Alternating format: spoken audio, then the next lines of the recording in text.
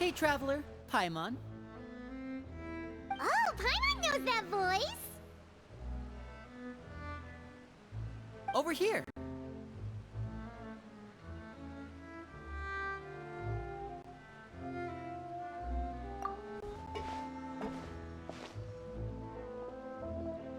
To borrow one of the more popular turns of phrase at the moment, this appears to be quite the fated reunion.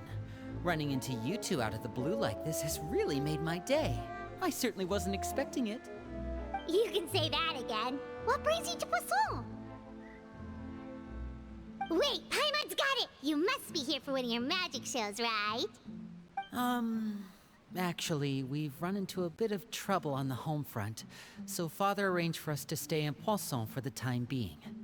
Oh, are Lynette and Fremine here too? Yep, along with most of the other members of the House of the Hearth. You may have noticed Poisson seems a bit more crowded than usual. So you're saying nearly the entire organization has moved to Poisson? Sounds like you've run into way more than just a bit of trouble. What's really going on? Well... Since the two of you are so curious, perhaps I can fill in the gaps. You scared Paimon half to death! Father, you're here. You know...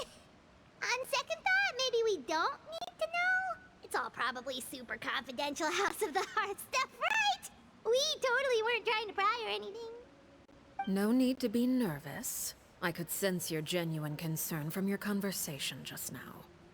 Of course, I can also understand your confusion. Sending so many Fatui here to Poisson, it's only natural that some might suspect an ulterior motive to be involved.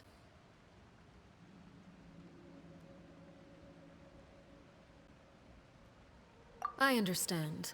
I'm well aware you've had your fair share of confrontations with the Fatui in the past, and I can't exactly guarantee that we'll remain on good terms in the future.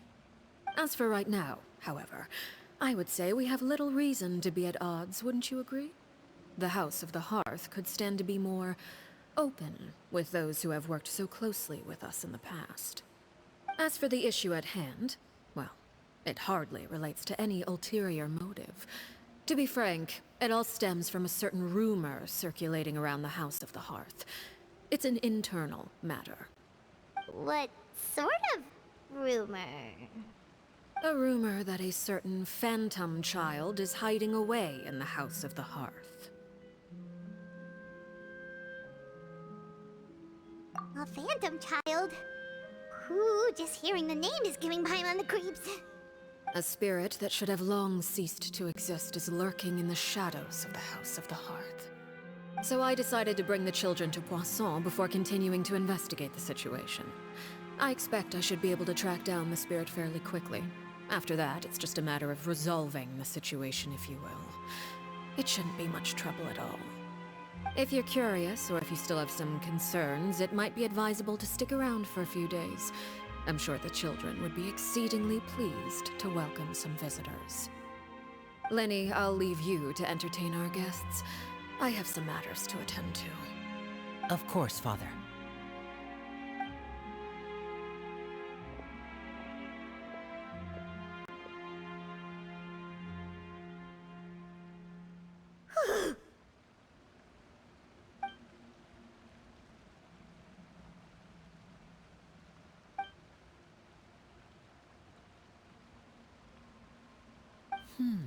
It has long been a dream of mine to invite you to our home and introduce you to my other siblings. You're quite well known in the organization already. A lot of people have been talking about you, especially after everything with the prophecy. If you're willing, why don't you stay a while and have a little chat with us? Alright. We don't have anything else to do right now anyway. But let's be clear, we're just gonna be there as guests, okay? Don't get any funny... Oh, wait a second. For your guests, that probably means we'll be treated to lots of yummy food, right? Of course. During our stay in Poisson, we've been helping out the locals with some fishing. We bring in quite the bounty every day. In fact, today is the perfect chance for me to show you what I can do in the kitchen. Let's go. I'll take you to where we're staying.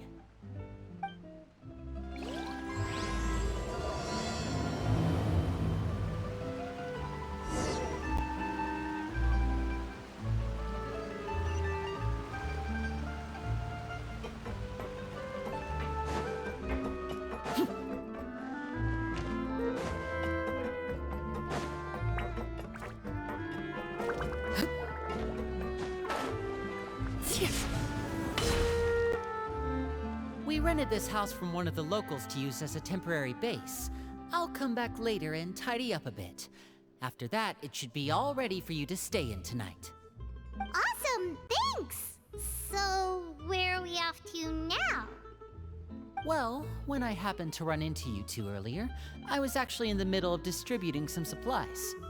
With this many people staying in Poisson, we have to bring in outside supplies every now and then. I should probably make sure the rest of these provisions get delivered. Otherwise, people might start to get antsy. Okay, we'll come with! There are all sorts of rumors about your organization floating around out there. Paimon's not sure if she could even take a wild guess as to what's true and what's not. But now that we finally have the chance to see a day in the life of the house, we can take a good look at how you operate! Well, you're more than welcome to come along. Just follow me.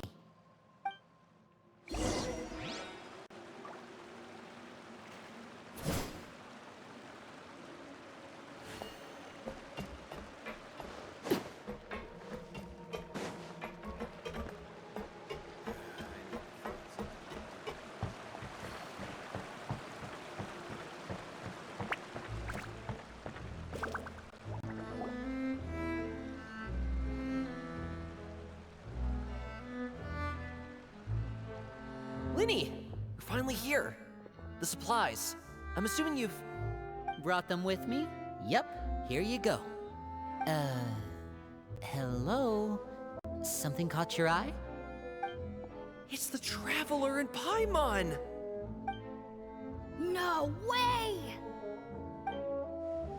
Come here, everyone! Hurry! The Traveler and Paimon are here!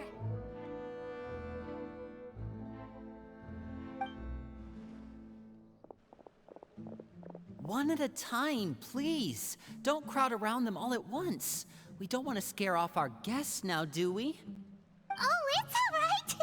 Gotta say, Paimon didn't realize we were this famous. Of course! Father and Linny have told us so much about you.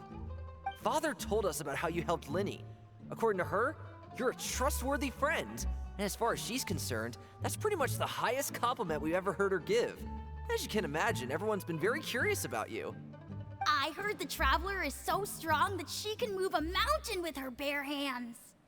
I heard Paimon eats so much that she can clean out the entire pantry at Hotel de Boer in just 3 days! Wait a second! That's the rumor you heard about Paimon?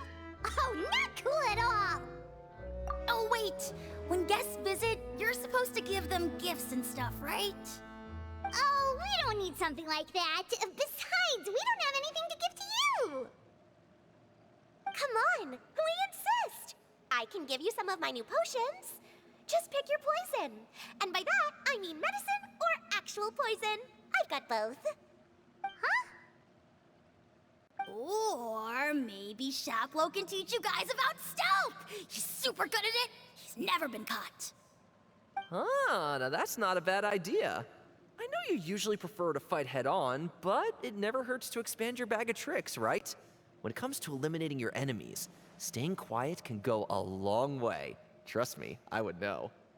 I was poisoned not too long ago, and I'm still dealing with the after effects. So I'm not quite as good as I was before, but I can still give you some pointers. Wait, when you said gifts, Paimon didn't think you meant poison and stealth tactics. But those are the best things we can give you. You don't like them? Ooh, how about this? Tell me the name of someone who really annoys you, and we'll teach him a lesson for you. All right, Fold, Selwar. I think that's enough suggestions for now. When it comes to being a good host, it's the thought that counts. You don't need a physical gift to make our guests happy. In fact, pestering them with suggestion after suggestion might make them more annoyed than anything. I would say your enthusiasm has certainly gotten across. Really?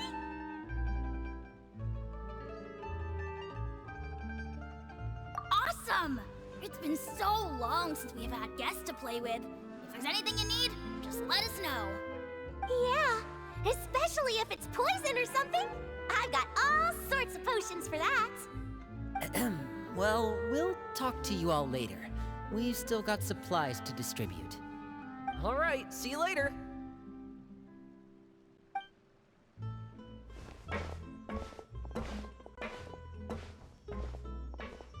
Bye!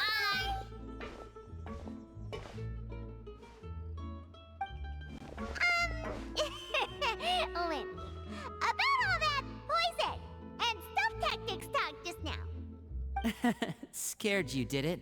That kind of talk comes with being part of the House of the Hearth. When Foltz was really young, he strangled all of his family pets, just out of curiosity. He was labeled a dangerous problem child and was abandoned by his family. Elwar has an unnatural obsession with potions. Father has forbidden her from trying all the different concoctions she comes up with, but she still tries to test them in secret.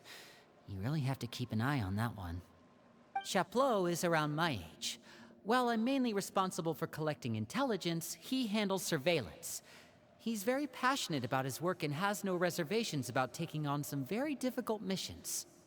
I know you two probably aren't used to that kind of talk, but I can promise you they only had the best of intentions. Things like stealth tactics and developing different poisons, they really mean a lot to them. They were just trying to share the best of what they could offer, that's all.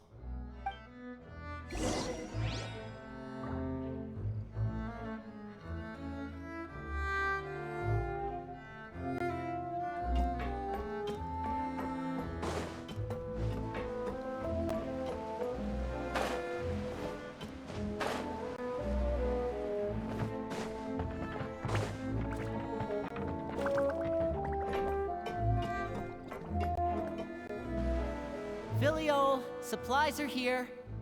Thanks. And who are these two? Outsiders? Allow me to introduce you. This is the Traveler and Paimon. Oh, you're the famous duo I've been hearing so much about. It's nice to meet you. I heard you've traveled to all sorts of places. Is that true? Of course! We're making our way all across to that! Oh, good for you. You must be pretty familiar with Fontaine by now, then. Have you seen the new opera that started running recently? I think it's called... The 4,000 Thieves? Oh, this is the first we've heard of it. It seems like it's going to be fantastic. From what I've been able to tell from the posters, anyway. You should definitely check it out if you have the time. Oh, and there's the Blind Maiden, too. That one is supposed to have audience interaction. Seems pretty interesting. After this mission is over, I think I'll go get a manicure. Oh, maybe I should dye my hair. Wonder how much it'll cost.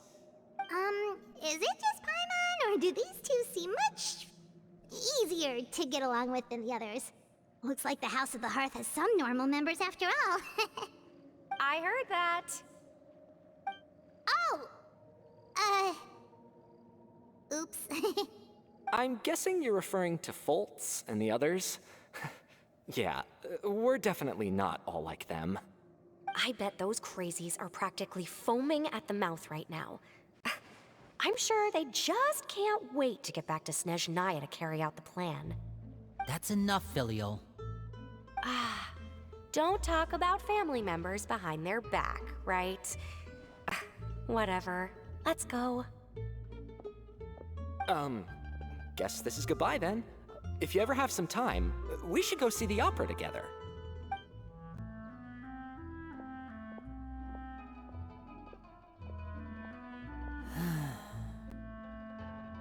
Well, that's it for the supplies. We should probably head back as well.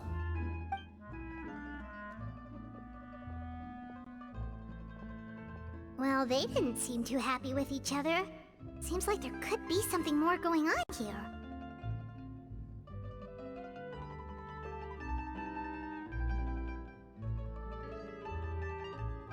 You're right. We're only here as guests after all. Oh, Linny's getting super far ahead. Come on, let's catch up.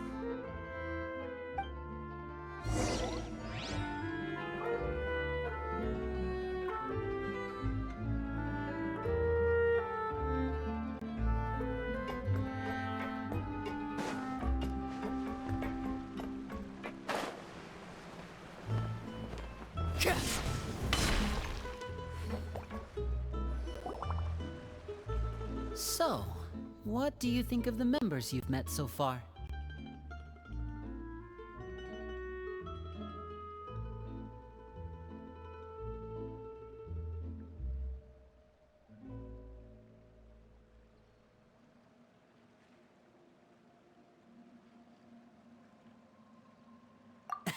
Well, Father is always encouraging us to be strong-willed and independent. So if there's one thing we've got, it's people who aren't afraid to speak their mind. Well, I should probably get cooking. Wanna join? Of course! Then let's head out and... Huh? Fremine? What are you doing here? Well, Fremine! Nice to see you again! you too. I heard you're here as guests of House of the Hearth. Welcome. We were just going to make some food. Why don't you come along? I could use some help in the kitchen, and I seem to remember you mentioning you wanted to make seafood soup for the traveler in Paimon. Seafood soup? Oh, Paimon is drooling already. Were you looking for something just now, Fremine? Maybe I can help. It's nothing. I just wanted to see if there were any extra supplies. Yeah, we've got some left over. What do you need? Some food and water, and some clean cloth, if possible. No problem. Give me a second here. Food, water... Wait a minute. What do you need all of those for? You're not on any missions as far as I'm aware, and you were just going to come eat with us. So what's this all about? I thought I'd grab an extra portion because I get hungry at night. Could be because I'm growing, you know, and... Fremine, you remember what I told you? You're not like me. Your lying skills still need some work. Tell me what's going on. Is it really bad enough that you have to keep it from your own brother? Maybe it'll be better if we gave them some space.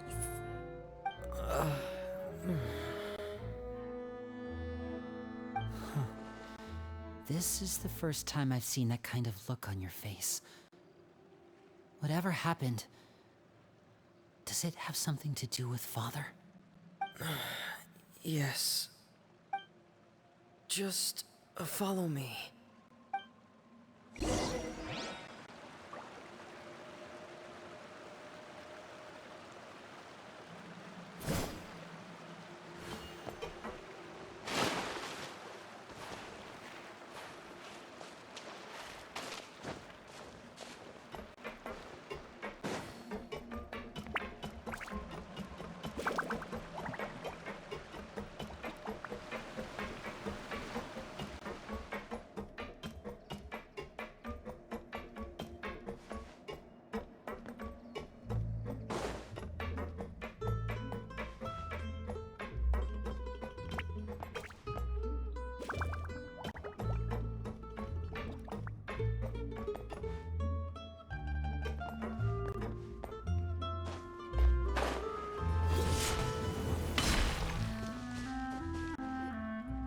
You're back!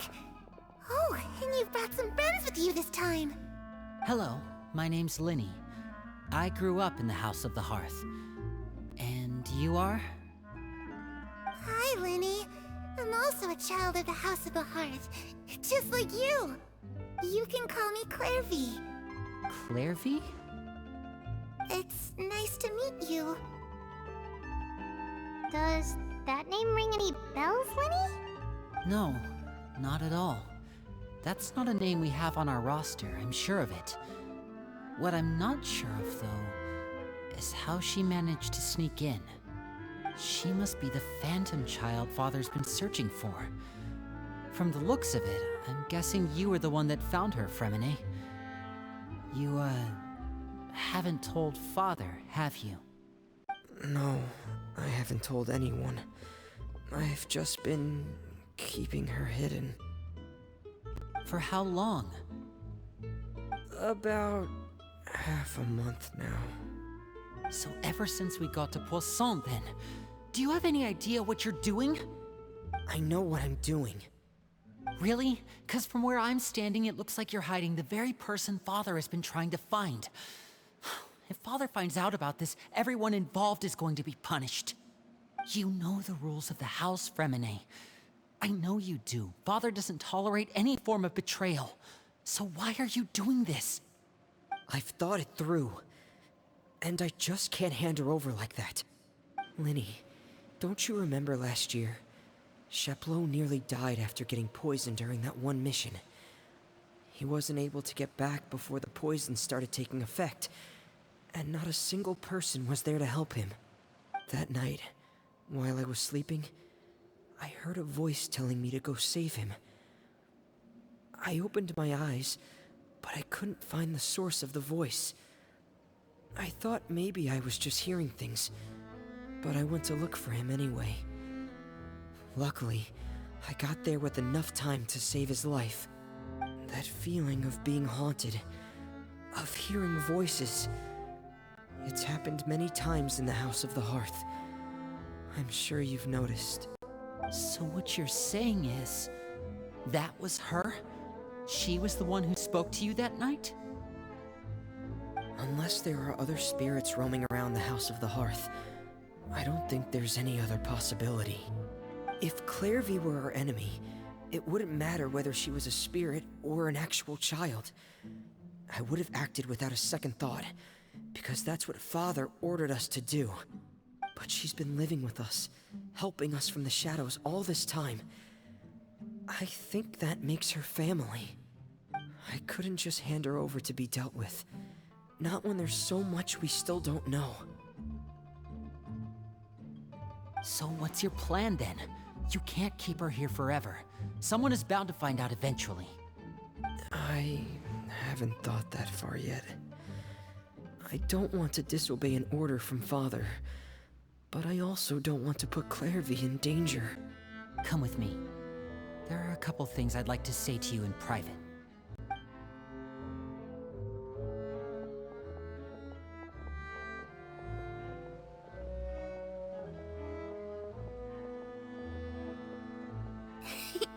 Those two sure care a lot about each other. Well, they got a funny way of showing it. From where Paimon was floating, it sure seemed like they were about to bite each other's heads off. No way! They have a really deep bond. I could tell right away, because I also have a friend like that. I just don't know how long that kind of bond can last. The darkness in the house runs deeper than you can imagine.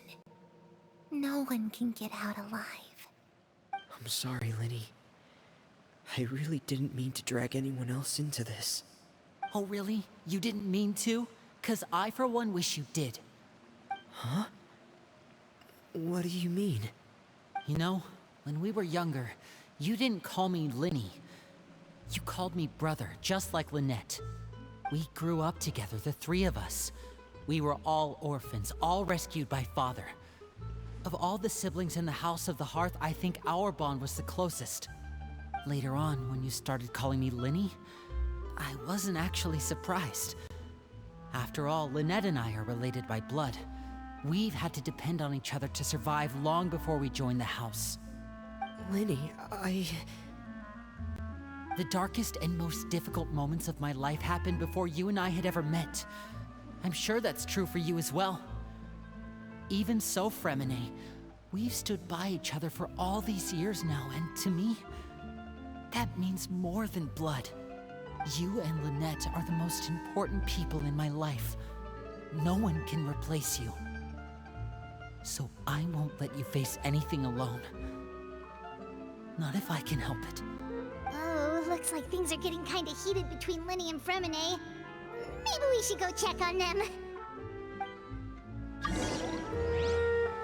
Oh, it's raining. I should put my clothes away.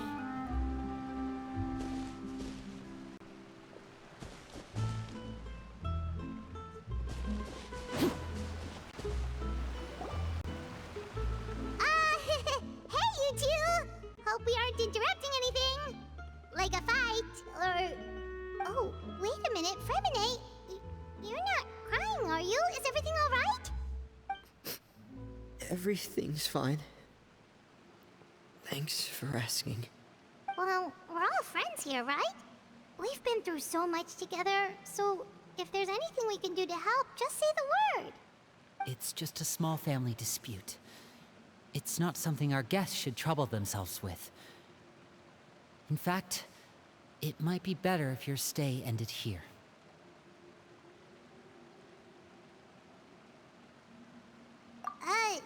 What are you getting at, Traveler?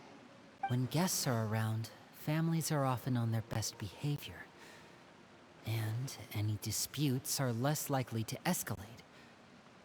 That's what you're trying to say, isn't it? I just... Thank you. I was really hoping to keep you out of it.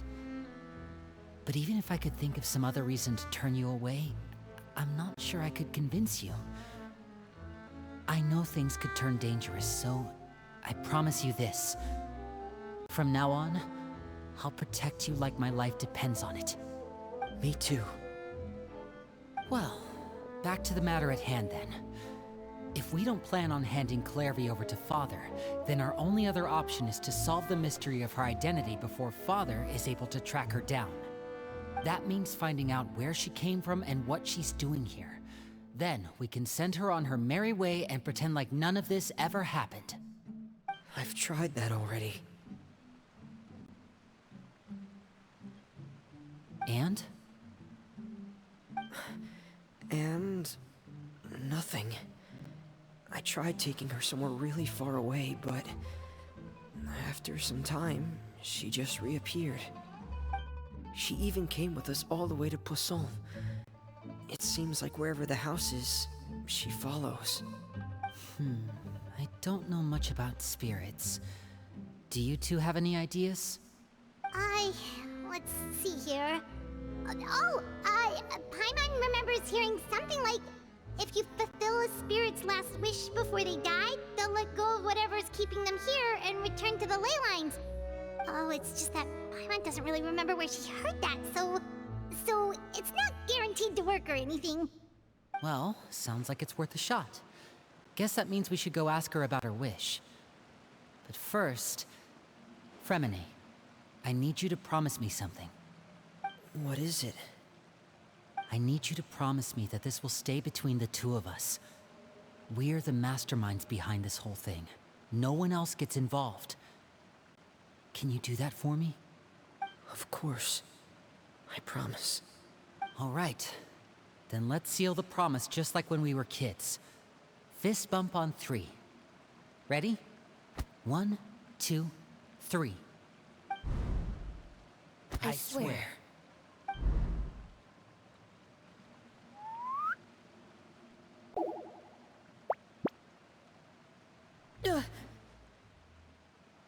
Whoa! Lynette! But what a surprise! What brings you here, dear sister?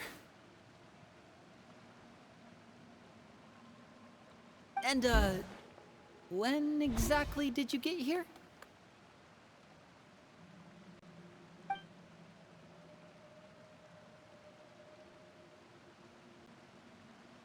You're an idiot, brother. And you too, Fremine.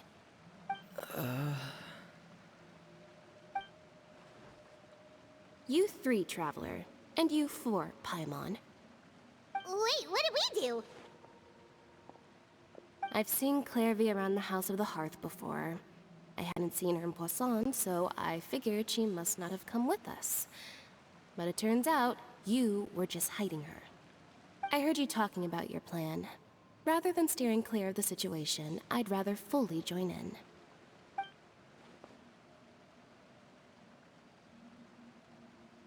If you don't agree, I'll have no choice but to report everything back to Father. Simple as that. You're not giving us much wiggle room here, Lynette.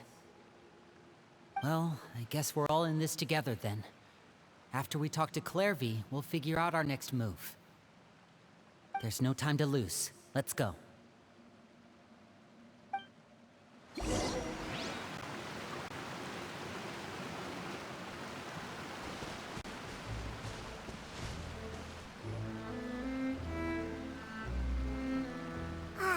I'm full.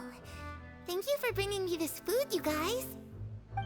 She said she's full, but the food doesn't look like it's even been touched. That's right. Based on what I've been able to observe, it doesn't seem like Clairvy can interact with the physical world at all. Still, when she's presented with food, she'll always linger around it for a good little while. Maybe, in her mind, she really is eating those things. Does she know that she has already passed away? I've tried to ask her, but she didn't answer. My guess is that she's just as confused as we are. Or maybe she couldn't understand the question at all. Clairvy, if you've got some time, I'd like to ask you a few questions. Sure. Oh, another new friend. Hi, I'm Clairvy. Hello. Clairvy, how did you join the House of the Hearth? Huh? Isn't it the same for everybody? The knave brings you here and then you can't leave. It's just that your name, it's not on the roster. And I've never seen you before. The roster? Oh, I get it now. I think there might be some things you don't know about this place. The people in charge, they're not as nice as they look. They say they keep a roster, but it's not complete. There are a lot of people who aren't on it, and never will be. In this house, some people are family, and other people are just test subjects. Those kinds of people aren't ever going to get a place on the roster, unless it's the roster of people who've been executed. Wait, does that mean the knave... Is there anyone that can vouch for you? Perry, she's my best friend. She's the only one I trust in this place. Have either of you heard of that name before? No. Me neither. Clairvy, Perry. Neither of those names are on the roster. But it seems like she's telling the truth. Either that, or this kid's already got a bag of tricks bigger than mine.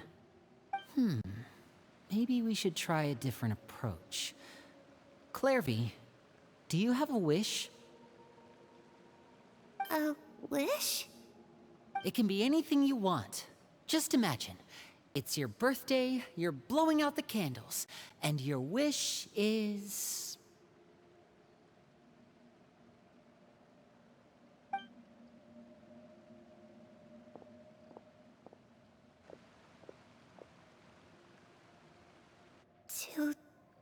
To go outside, where the sun can find me. That's... it? Well, that sounds easy enough. The darkness in the house runs deeper than you can imagine. No one can get out alive.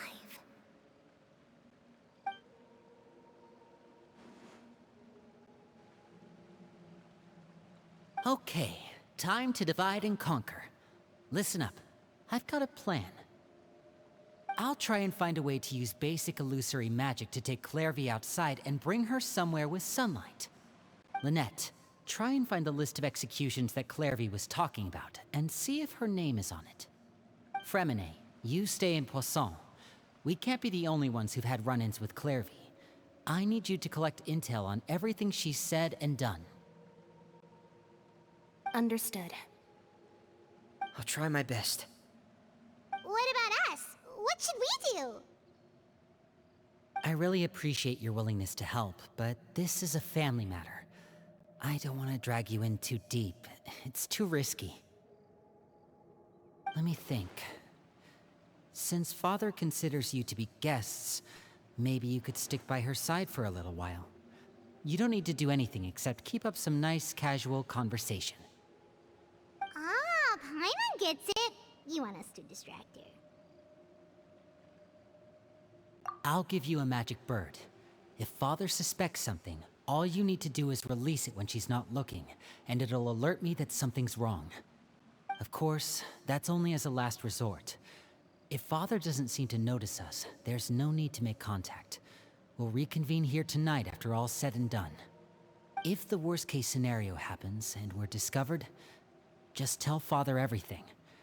We're not going to let our guests get punished for our own actions. That's where we draw the line. You too. Okay, this is where we part. Father should be at the beach nearby.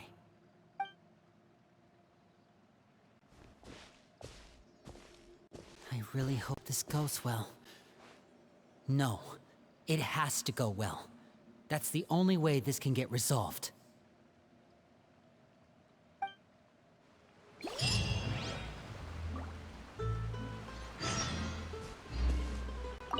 Clairvy, I'd like to take you somewhere. Is that okay with you? Sure. Where are we going?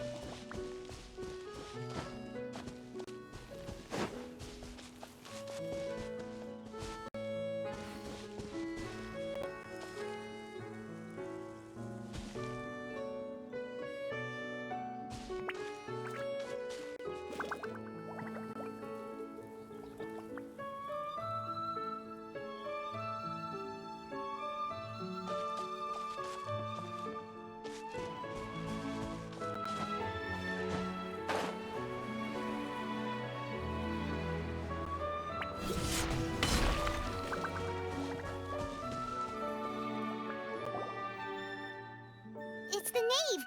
And... child! Hey, aren't you supposed to be in Snezhnaya recuperating? What are you still doing in Fontaine? Oh, it's you two. I didn't expect to run into you here. I was unconscious for quite a while after the fight in the Primordial Sea. After I woke up, I realized I was being taken back to Snezhnaya, and well, I couldn't have that now, could I? Not when I've still got unfinished business here in Fontaine. So, I mustered up all my strength and made the journey back on my own. What sort of unfinished business are we talking here? It has to do with Skirk, my master. I really wanted to meet up with her, but by the time I got back, she'd already left. I still have so many questions for her. Without any other leads, all I could do was ask the knave to help me track her down. She must have left behind some traces from her time in Fontaine. Oh, okay, so have you found any clues? Unfortunately, no. While the House of the Hearth is adept at collecting all manner of intelligence, certain existences can still manage to escape our purview. Basically, unless Master feels there's a need to meet with me, she's not going to be found. But that problem has an easy fix. I just need to become stronger, and then... Paimon thinks you should focus on getting better first. The worst of it is over. It's all thanks to that one kid from the House of the Hearth. Elwar, I think her name was. She gave me a bunch of random potions to drink. They didn't go down easy, let me tell you. Pain and chills all over. But they really did help speed up my recovery. And that's good, because it looks like I really do have to head back this time. The old man's been putting the pressure on me. He sent someone to tell me I'm needed for some sort of project. Project Stuja? Yeah, that's the one. I heard Regrader's involved too. I'm not looking forward to having to listen to all his monologuing, that's for sure. Hey, maybe you could think of a way for me to stay in Fontaine for a little longer. Helping Linny and the others brush up on their fighting skills would be far more interesting. If you and I could spar, that would be even better. I've been waiting for a chance to see you go all out. And what a sweet little daydream that is. But I also have a role to play in all this. I'll be leaving Fontaine shortly as well. Besides, considering how little they see fit to step outside the homeland, being called on to return to Snezhnaya by such illustrious dignitaries, what a great honor. Wouldn't you agree? One I could do without, I'd say. Is it just Paimon? Or does it kind of seem like they're... So, dear guests of the House of the Hearth, to what do I owe the visit? Well, we just... Right! We're super close to Linny and the others, but we still don't know much about you! Is that so? Introductions have already been made, have they not? Oh, well, you see, there's only so much you can learn about someone from a short introduction. At least tell us something a little extra, like, why do you call yourself father? Huh, good question. I'd also like to know. The fact that you have to ask tells me our intelligence work has been quite successful. Telling you the answer to that question would only serve to undermine that success. And we can't have that, now can we? Spoken like a true diplomat. That was some expert sidestepping right there. Well, if there's nothing else, I think I'll take my leave. I still have a small matter to resolve at home. Wait, don't go!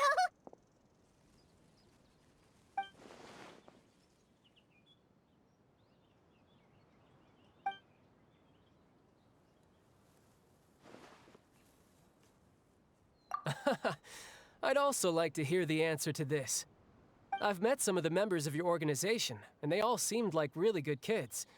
They actually reminded me of Tonya and Tusser. Which, by the way, if you ever betray them, I'm just letting you know, I won't let you off easy. And why would I betray them? Well, you've already betrayed the House of the Hearth once, haven't you? At least, that's what I heard.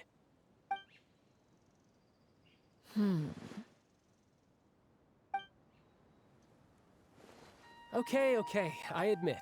That's just what the old man told me. The rooster, I mean.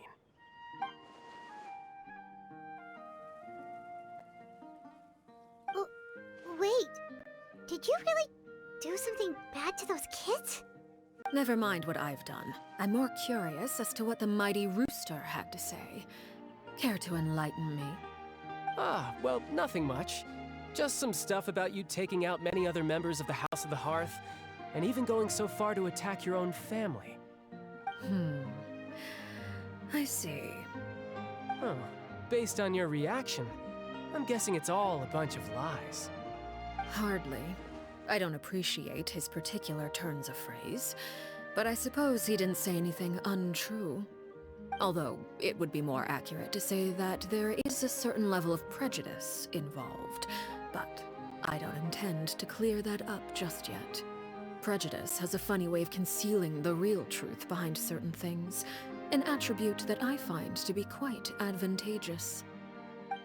Call yourself a Fontainian, for example, and people will assume all sorts of things, when the real truth is that this is simply the land where I was raised. Huh? You're not actually from Fontaine? But then why did you try to help out with the prophecy and everything? I was trying to protect the children born in Fontaine. Claiming that I myself was a Fontainian simply made it easier to operate. People would hardly suspect a fellow Fontainian of having any ulterior motives. Who wouldn't want to save their homeland after all? The primordial sea wouldn't have any effect on me, but it would have caused great harm to the House of the Hearth. Well, you wanted extra information, didn't you? There you go. I hope that satisfied your curiosity.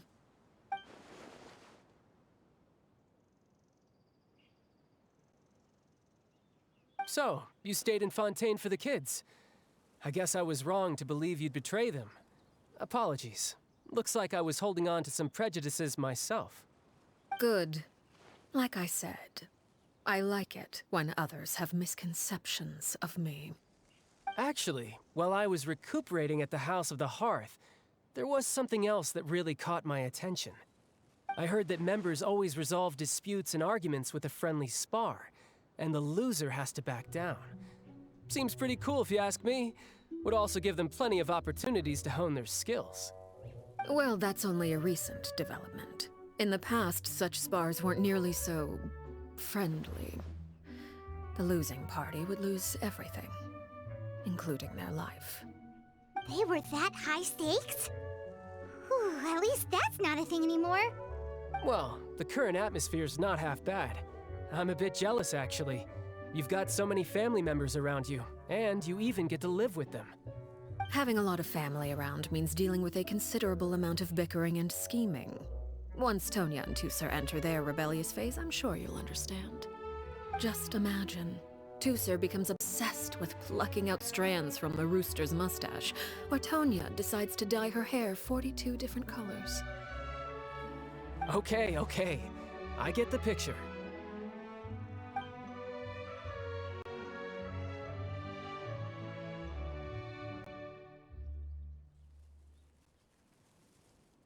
Well, would you look at the time? I should probably get going. Traveler, Paimon, I'm not sure where our paths will cross next, but the next time we run into each other, we should definitely try and find some time to spar. Again, maybe this is a conversation we can have when you look less like you're gonna keel over. All right. Well, thanks for everything, Arlecchino. No thanks necessary. You also played a part in obtaining the Gnosis. I would say we can call ourselves even. I like the sound of that. Well, I'm off. See you all some other time. We should probably get going too. Do you want to head back with us? Oh? You want me to leave so soon? Oh, well, you see, I'm rather enjoying the evening breeze. If you don't mind, I think I'll stick around for a bit. I have some things to think about. Apologies for not attending to you like a proper host. Please forgive this slight. I do hope you'll have a pleasant stay.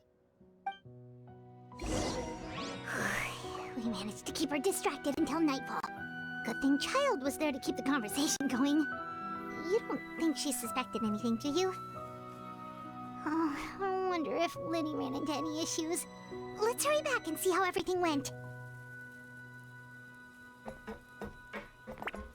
Oh? You decided to stay a little longer? Let's take in the ocean view together, then.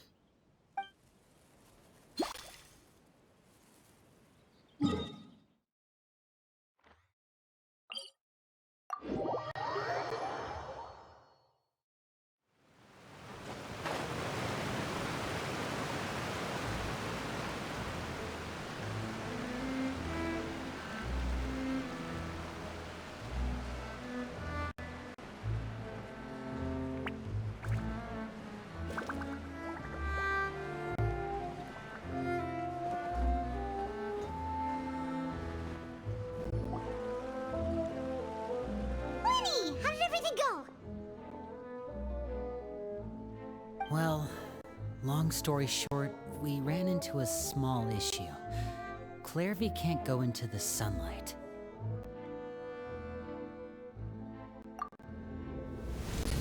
Everything was fine at first. She followed me up to the surface just like I told her.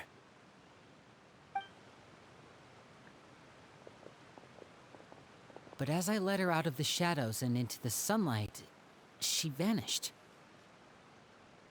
I turned around and there she was, standing at the edge of the shadows, silently watching me.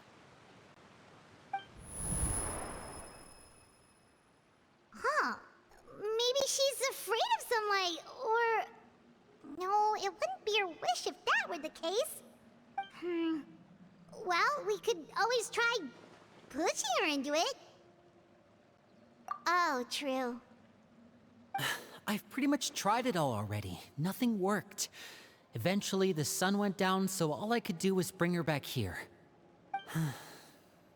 How did it go with you, Lynette? Good. I've got the list. It's right here. Really?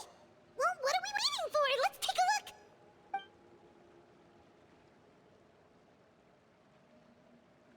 Oh, that's a lot of pages. Oh, it's gonna take forever to get through it all. We can each take a section. Here. La Pouillade, L'Endroit, Chambel, Horaire.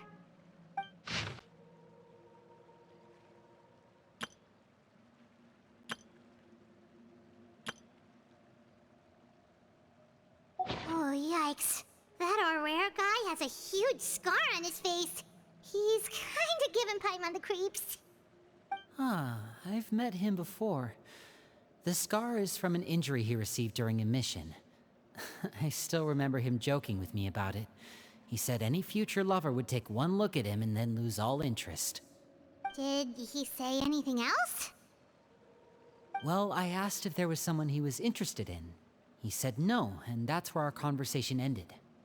It was only later that I learned he really did have someone he liked. He risked everything to escape so he could be with her, but it didn't work.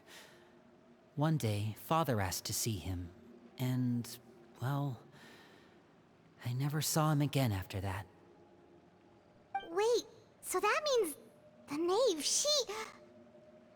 It may seem cruel, but it's just one of the rules of the house. Betrayal is not to be taken lightly. We know too many secrets to come and go as we please. So, if you do try to leave, you pay with your life.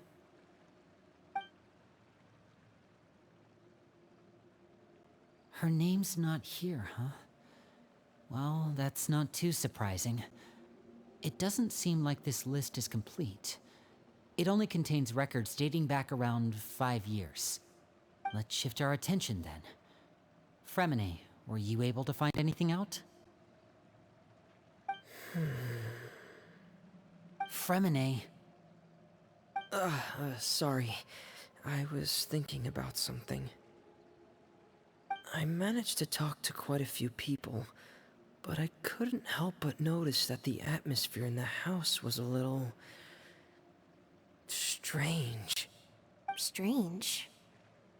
Yeah, I mean, I know there have been arguments in the past, times when people haven't gotten along. Chaplot and Filial are a good example of that. Oh, those are two of the people that we met while delivering supplies. Paimon can see how they might not get along. They had very different vibes, and their, interests seem to be pretty different as well. That's to be expected, actually. Father brought us all here, shared her knowledge with us, taught us how to fight. That's one thing we all share. But that's also where the similarities end. Not all of us feel the same desire to stay here. As members of the House of the Hearth, we're also considered part of the Fatui. And to a lot of people, that's an identity they never asked for.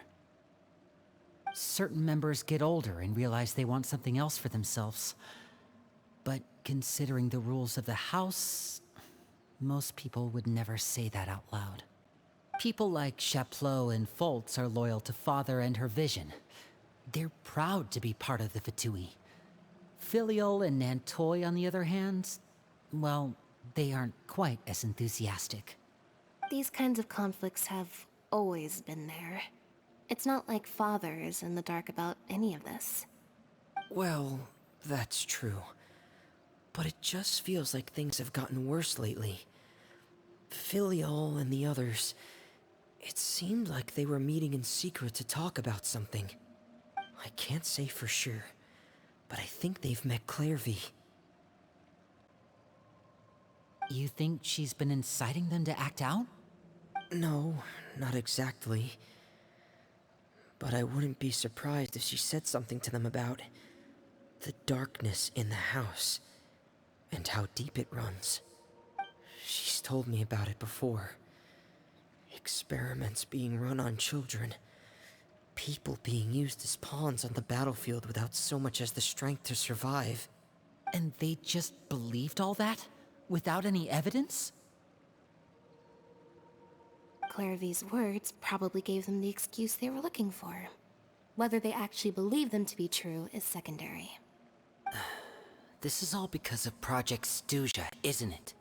Whoa. Hold on a second. What's this Project Stuja all about, huh? This is the second time it's come up now. Sorry, but I'm not sure of the details either. I only know what Father has told us, which is that it's something the Rooster and Regrator have been working on together. Apparently, it has to do with the Fatui's strategic plan for the future. Because the House of the Hearth was so successful in obtaining the Gnosis, we now have the honor of playing a key role in Project Stuja. Wait, but isn't that a good thing? Key role is just another way of saying dangerous role. To us, the whole thing is an inconvenience. Father thinks so too, but she's in no position to refuse. Their plan isn't exactly unreasonable, and they've been funneling the house a lot of funding. It's just that we'll lose a lot of members in the process. Participating in the plan, it's an honor in name only.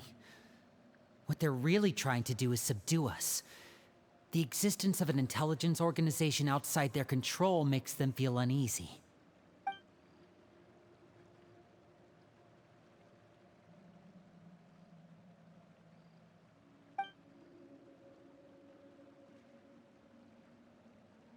Okay, super complicated top secret Fatui business aside, what does all of this have to do with the conflicts you were talking about earlier? Paimon doesn't get the connection.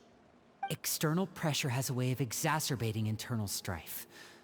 You can't overlook the power of fear either. People are afraid of dying, and that fear is often the impetus for a lot of stupid decisions. I thought resolving the Clairvy situation would make everything go back to normal, but it looks like things are more complicated than I thought. If we leave Filiol and the others to their own devices, sooner or later, Father will be forced to take action. We can only focus on one situation at a time, brother. You're right. Even if we confront Filiol and the others, it won't do any good. It might even make matters worse. We should focus on Clairvy for now. Well, it's getting late. We should head back and get some rest. We'll try again first thing tomorrow. Lynette, you stick with me this time. Fremine, keep a close eye on Filiol and the others. Make sure they don't do anything they'll regret. Good work today, everyone. Have a good night, and I'll see you tomorrow.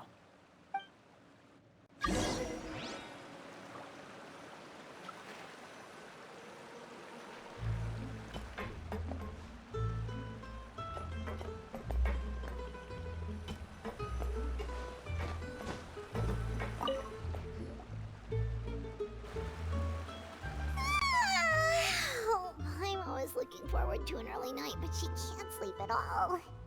Hey, you don't think the knave will be too angry with Linny and everyone if she finds out about all this, do you? She's even scary when she smiles. If she were to actually get angry... Ooh, you have to protect Paimon if that happens, okay, Traveler?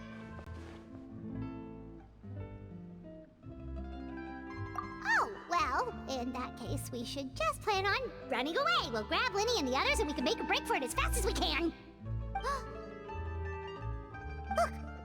Look over there!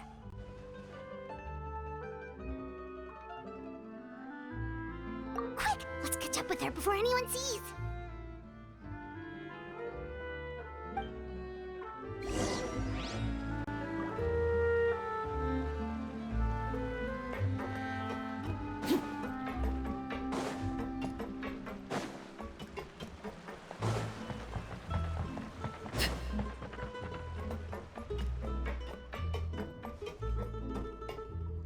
Over there!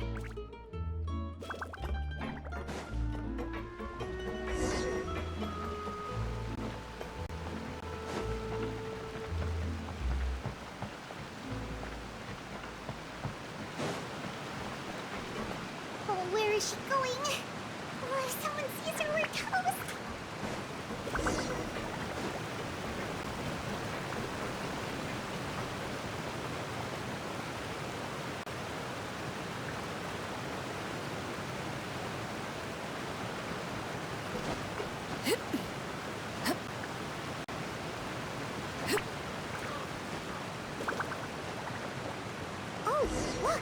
She stopped!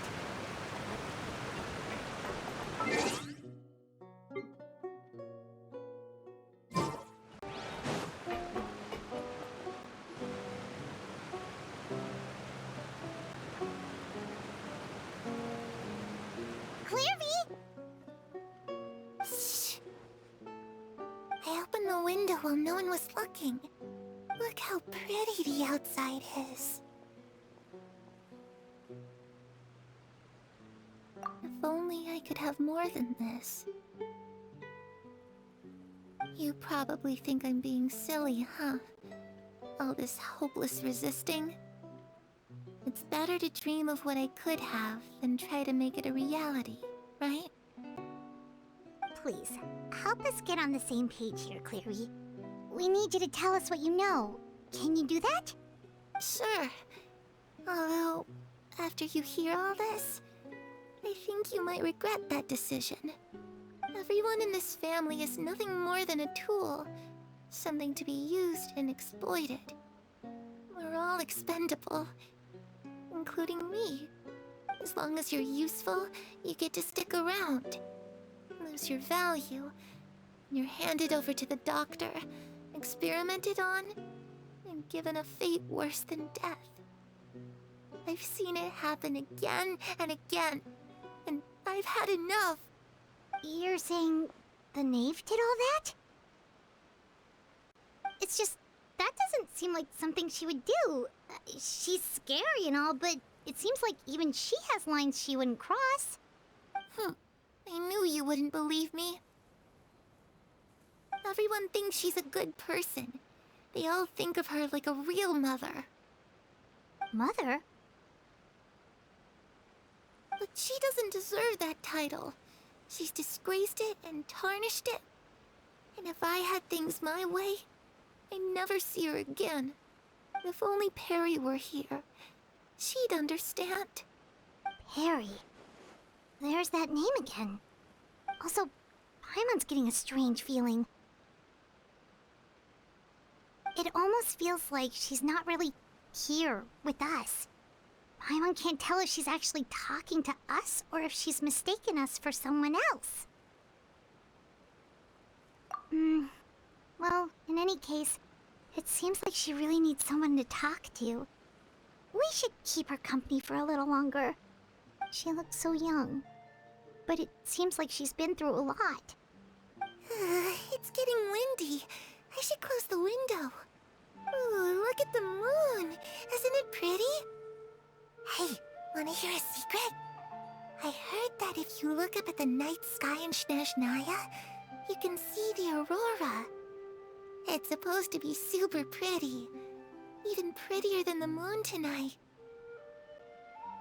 Perry and I promised each other that once we're older, we're gonna go see it together. But I can't find her. I'm worried she's also been... No, that wouldn't happen to her. She's special. Mother likes her a lot. I should really go talk to Mother, but we just fought. She doesn't want to see me, and I'm too scared to face her. What should I do?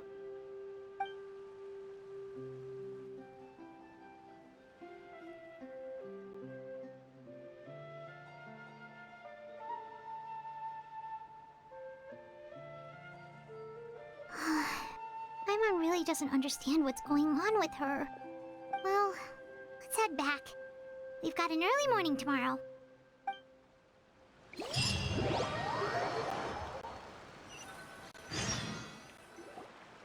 All right, looks like we're all here. Let's go ahead with the plan. Oh? What is it? What makes you ask that? Well, we kinda ran into Clairview last night, and that's what she told us. We met the doctor back in Sumeru. He's super dangerous, and he's done all sorts of bad things. It's possible that Father and the Doctor have had certain dealings, but I don't think Father would work with him. We're not really on the same side, so there's not a lot of trust between them. That doesn't exactly set the stage for a successful partnership. I did hear, though, that when Father first became a Harbinger, the Doctor offered to work with the House of the Hearth. Father rejected most of his proposals, except for one. It had to do with some sort of secret experiment. Secret experiment? Could that be what Clairvy was talking about? I don't think so. I don't know any details about the experiment itself, but I do know it's an entirely independent operation. The Doctor only proposed a direction for the research. That was the extent of his involvement. I still don't think that counts as working together. The details of the experiment are confidential, but complete records are kept on all participants. That doesn't seem to be the case with the situation Clairvy referred to. I know you don't agree with some of the Fatui's methods, and I'm not asking you to. But I am asking you to trust us on this. The House of the Hearth has its own principles. There are certain lines we're not willing to cross. Alright, that's good to hear at least. Clairvy seems to think the Knave and the Doctor worked together to do something horrible. If that turned out to be true, Paimon doesn't know how he would even face you guys. It's just that it doesn't seem like Clairvy is lying either. The easiest thing to do would be just ask the Knave directly, but Paimon doesn't think she'd tell us. Father didn't come back last night. She's probably still near the shore. We'll be counting on you to distract her. Lynette, you're with me. Fremine, you know what to do. Be on your guard, everyone. All right, let's get to it.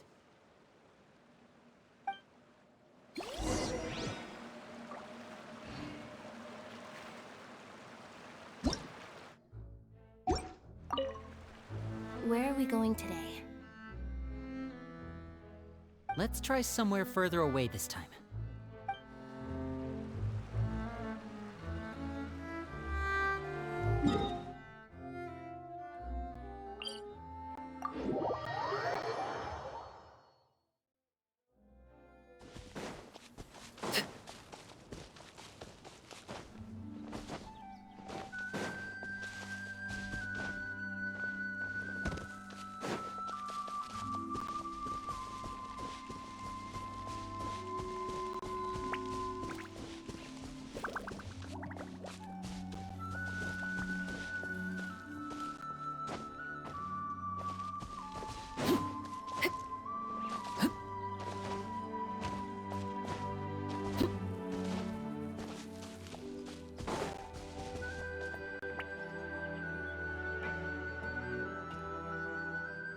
Ah, it's you two again. I must say, you look a bit pale. Did you have trouble sleeping last night? A little. Perhaps if you had less on your mind, you'd be able to absolve yourself of such troubles. So what are you planning to do now? Catch up on some sleep? Or should I give you some time to rack your brain for a topic to discuss before I ask any questions? Although I must profess to being curious. Without child here, how do you plan on distracting me? Us? Distract you? Good one. But no, we were just here for a chat. Looks like you could have used some extra time to think. No matter. If you don't have any other plans, why don't you accompany me somewhere? Don't worry. I'll be sure to steer clear of any scheming children. The ocean breeze is sure nice today. Children always think they can hide things from the grown-ups. But nothing gets past me. Least of all a little scheming. I think I'll let them have at it for a little longer. I can be very patient. Well, I'll leave you to think things over. If you're so inclined, meet me outside the Palais Mermonia. Good things come to children who do as they're told. So I do hope you decide to tag along. if only for your friends' sakes. What should we do? She clearly knows about everything we've been doing, and Paimon doesn't think it'd be a stretch to say she was threatening us just now.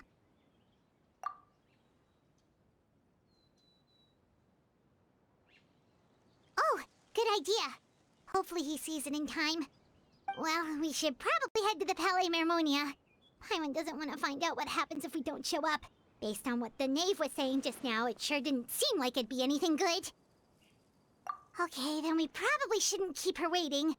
It seems like Lynnie and the others are on thin ice, so let's do our best to not get them in any more trouble.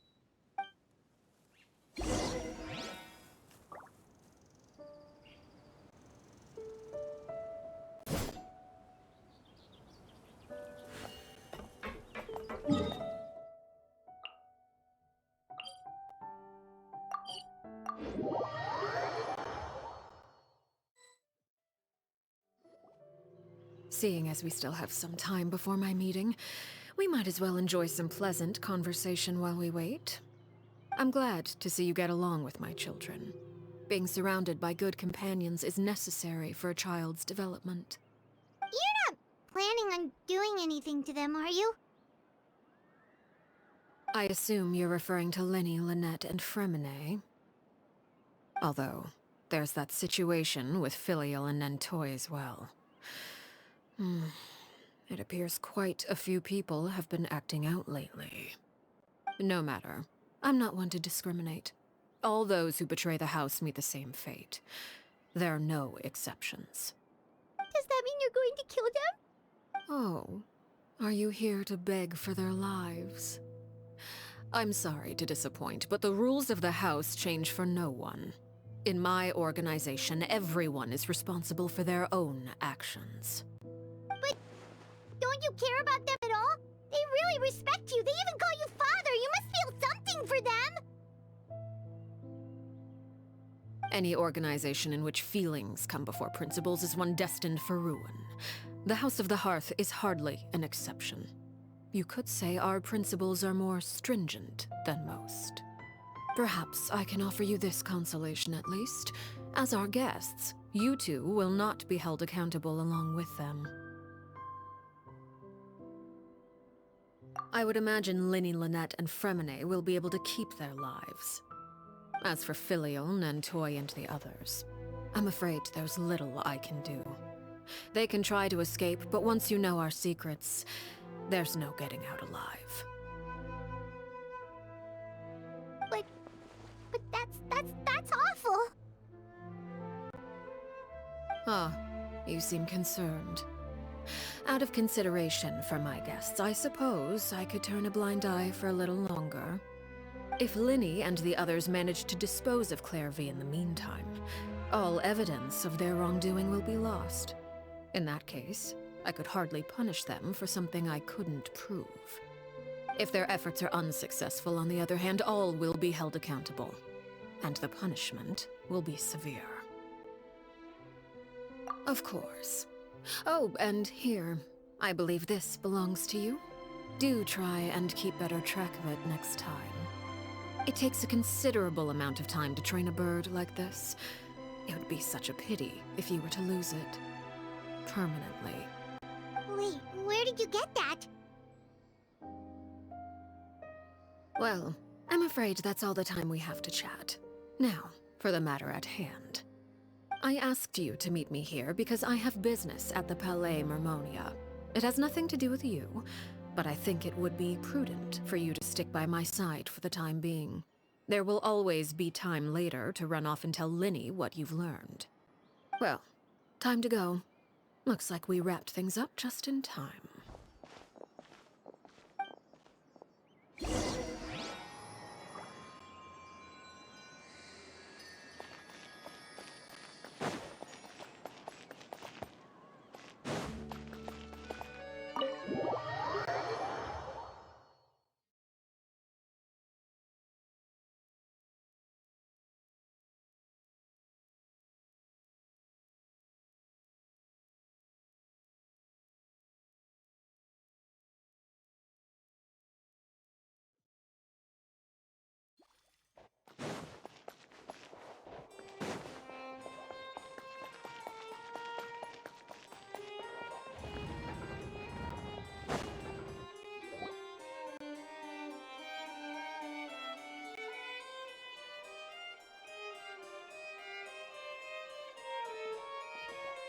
It's been a while, Monsieur Neuvillette.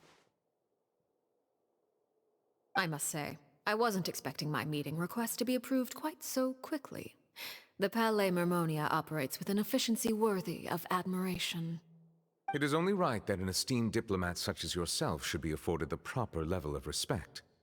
Although, if I may speak plainly, I must confess that I did not anticipate we would have the occasion to meet again after presenting you with the Gnosis. I see you brought the Traveler and Paimon with you as well. If I may inquire as to the purpose of your visit. I'll be departing Fontaine shortly. There is, however, an outstanding matter that I would like to see resolved before I go. It requires a rather lengthy explanation, I'm afraid. So I took the liberty of explaining everything in this proposal. Please review it at your leisure, Monsieur Neuvillette.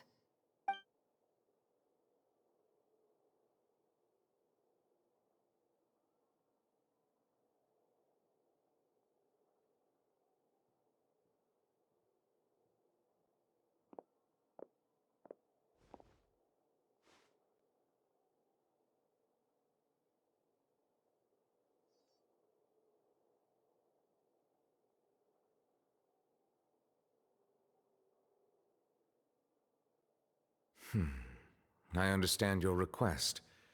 However, at the risk of causing offense, I must admit that I fail to see why you would wish for such a thing. I heard you have a certain fondness for water tasting, Monsieur Neuvillette, so allow me to use water as an analogy. A family is like a large body of water with countless rivers flowing in and out. As someone who watches over this system, I would hope that each river that flows from the source will eventually reach the ocean. Of course, objectively speaking, I know this is impossible. Most of the rivers will dry up along the way, disappearing into the ground and leaving nothing but a barren riverbed behind. Not all rivers are destined to reach the ocean, but I would not see their existence rendered meaningless. I believe the water that flows within them is simply meant for a different destination, like a field in need of irrigation. Or perhaps the glass of a certain water-tasting enthusiast. Did you get any of that, Traveler? Your words paint an optimistic picture indeed. Allow me to remind you, however, few among us are willing to sip from a glass filled with tainted water. It may have been tainted at one point in time, but not to worry. I'll make sure it's drained of all impurities and returned to its cleanest form.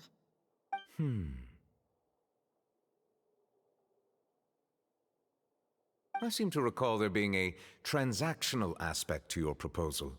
Perhaps you could expound on that? If you accept my proposal, Monsieur Neuvillette, I will gradually withdraw my forces from Fontaine. And, unless absolutely necessary, I will no longer carry out any special missions within Fontaine. I presume I can take your words to mean that, in the future, cases similar to the Tartuffe assassination will cease to cross my desk? Tartuffe? Ah, that thief who embezzled funds from all those charities, you mean? My deepest condolences to his family, but without any evidence, I cannot imagine how the House of the Hearth might have been involved in his passing. Of course, if you accept my proposal, Monsieur Neuvillette, I'm sure certain measures could be taken to reduce the frequency of such troubles. You choose your words carefully indeed. In that case, I am inclined to accept your proposal. My thanks for your generosity, Monsieur Neuvillette. Well, with that settled, we should be going now. I took the liberty of bringing along 2 bottles of spring water from Snezhnaya for you to enjoy. I do hope I get the chance to hear your impressions. Perhaps at our next meeting, yes? Indeed. I trust you would not overlook your commitment in the meantime. All right, Traveler Paimon. Time to go.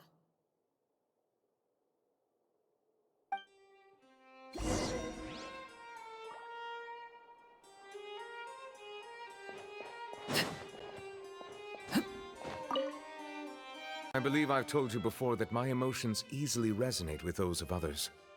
Yet in the few meetings I've had with that Harbinger, I haven't been able to sense any aspect of her emotional state. Her mind is like a still body of water. Who knows what darkness lies in its depths? and the lack of ripples on the surface gives nothing away. It's unclear whether this is her natural state of being, or whether it's an incredible strength of will that gives her the ability to master her emotions. Either scenario, however, suggests she is a very dangerous individual. I do not expect an explanation as to why you two are by her side. Whatever your reasoning, I would only advise you to take caution.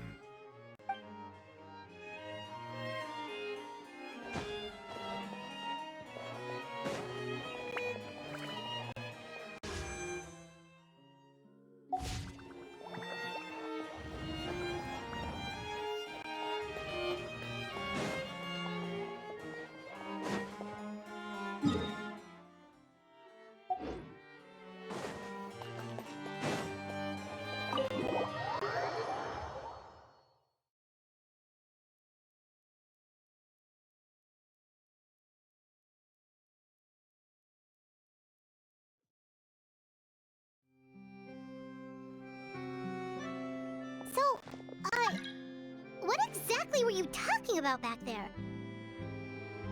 Paimon only heard you mention some rivers, a large body of water, and then some kind of irrigation scheme. You really want to know? I would imagine there might be more pressing concerns at the moment. Lenny, Paimon really hopes everything's going okay. Oh, Paimon recognizes that look. You've got your thinking cap on, don't you, Traveler?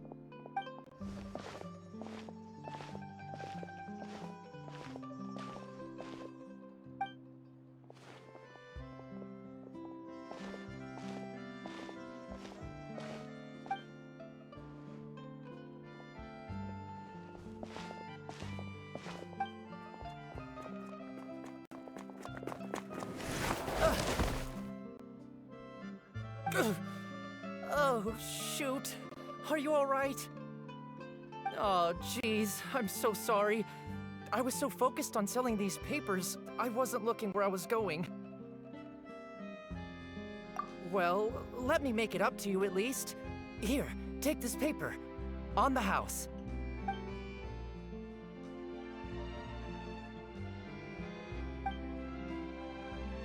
Oh, you don't have to give us anything. Please, I want to. It's not like I'm short on supply. All the extras will be useless come tomorrow anyway. It's my fault, really. I was just trying to bring home some extra mora for the family, but I bit off more than I can chew. I haven't had many takers today, so I'm still swimming in papers. What's going on here? Nothing much. I just ran into your friend here on accident. I should probably get going, actually, so... Hold on. Of course, I'm happy to compensate you with mora, it's just... I don't have any on me at the moment. I'll take 3 papers. Here. Your payment. Oh! Thank you for your patronage. May the Archons bless you with good fortune. If only I had the chance to run into such generous customers every day.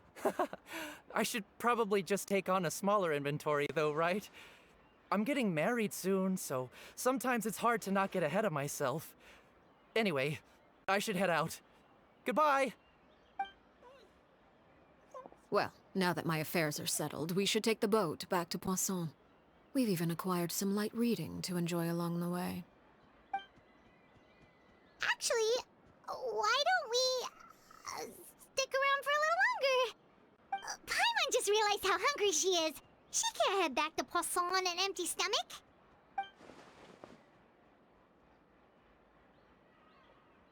It appears you two are under the impression that delaying our return will somehow alter the situation in your favor.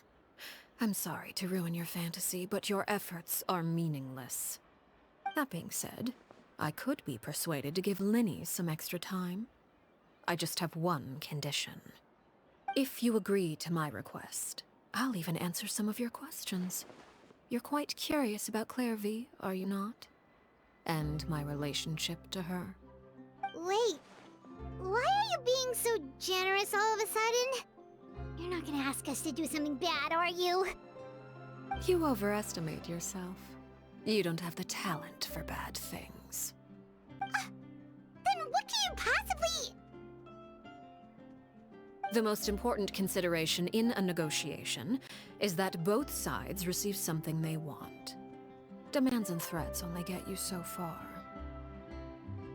Wonderful. Here it is. When the time comes, make the choice that you deem most appropriate in the situation, and lend your help to the House of the Hearth. Okay. Sounds normal enough. But what do you mean, when the time comes? When is that supposed to be? That is for you to decide. Then we have a deal. Follow me.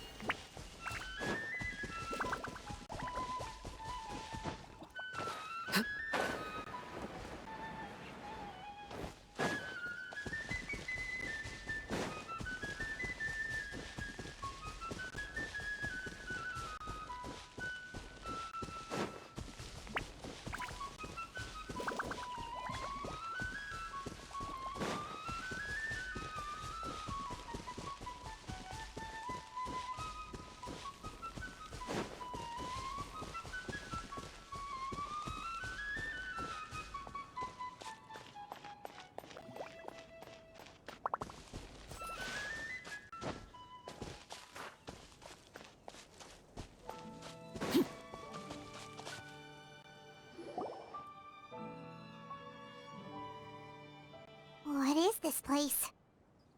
Somewhere long forgotten by everyone. It used to be a grand building. Now it's nothing more than a pile of rubble. No one comes here anymore, nor does anyone care about what once happened here.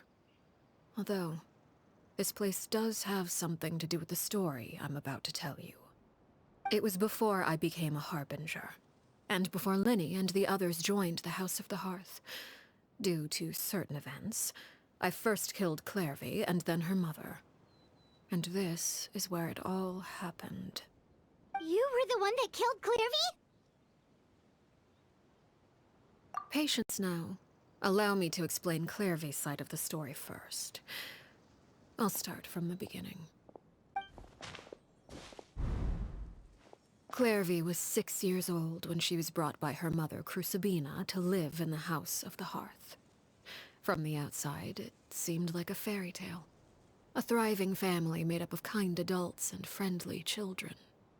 Crucibina was the knave at that time, and the House of the Hearth was under her control. She was Clairvy's mother by blood, but she was also the mother to all the children in the house. Clairvy was happy here, for a time. But she quickly realized that being part of this family wasn't a fairy tale at all. It was a kind of purgatory. Purgatory? Exactly. The House of the Hearth takes in war orphans from all over Teyvat. But as for how to raise them, that depends entirely on the person in charge. Crucibina came up with a novel idea. She would teach the children to fight, force them to duel each other, and then crown as the king of the house the child who proved themselves most worthy of inheriting her title. It's difficult to estimate the number of children who died or were maimed in the process. There's little I can say about the ones who died. The ones that emerged with permanent injuries, on the other hand, well, they still served a purpose. They would be handed over to the doctor to be experimented on, or sent away on dangerous missions. Nothing more than tools to be used and then discarded. So those were the experiments Clairvy was talking about. But what actually happened to her? You said that Clairvy was Crucibina's daughter, so If Clairvy tried to convince her to stop what she was doing, Crucibina probably would have listened, right? Despite being Clairvy's mother, Crucibina cared little for her daughter.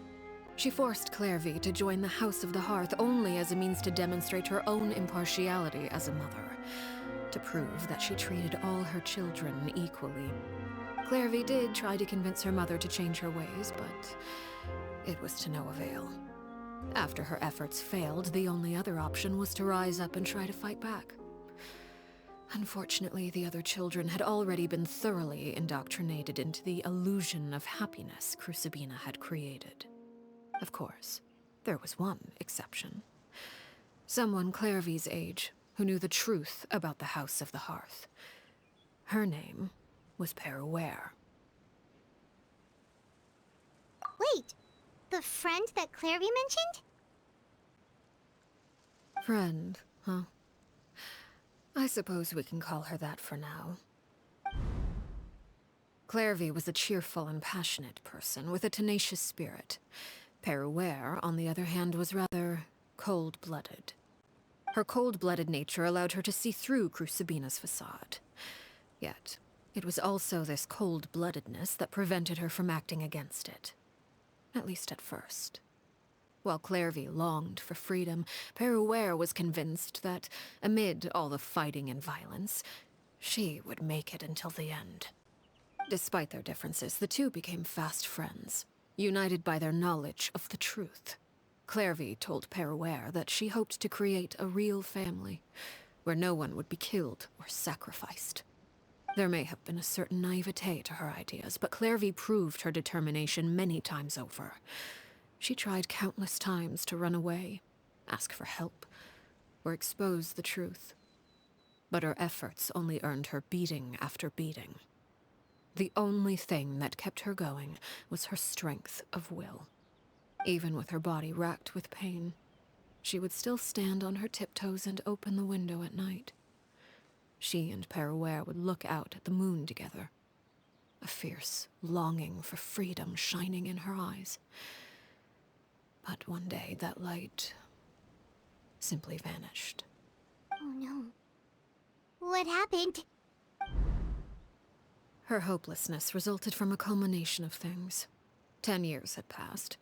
10 years worth of failure after failure.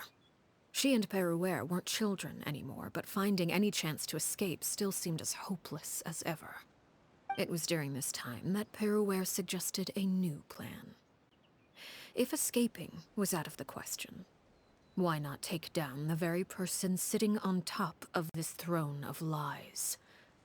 Mother herself. Clairvy rejected that proposal.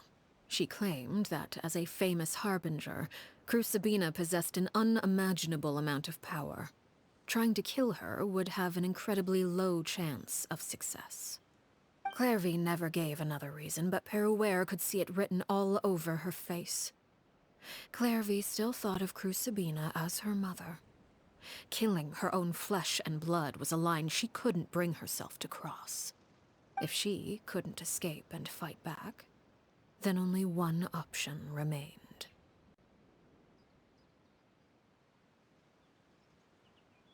Precisely. Death was the only way that she felt she could be free. It happened during a duel. When she arrived at the dueling ring that day, her partner turned out to be none other than Peruere, the very person that had stood by her side all those years. It was a fierce battle. But ultimately, Clairvy decided to let Peruere end her life.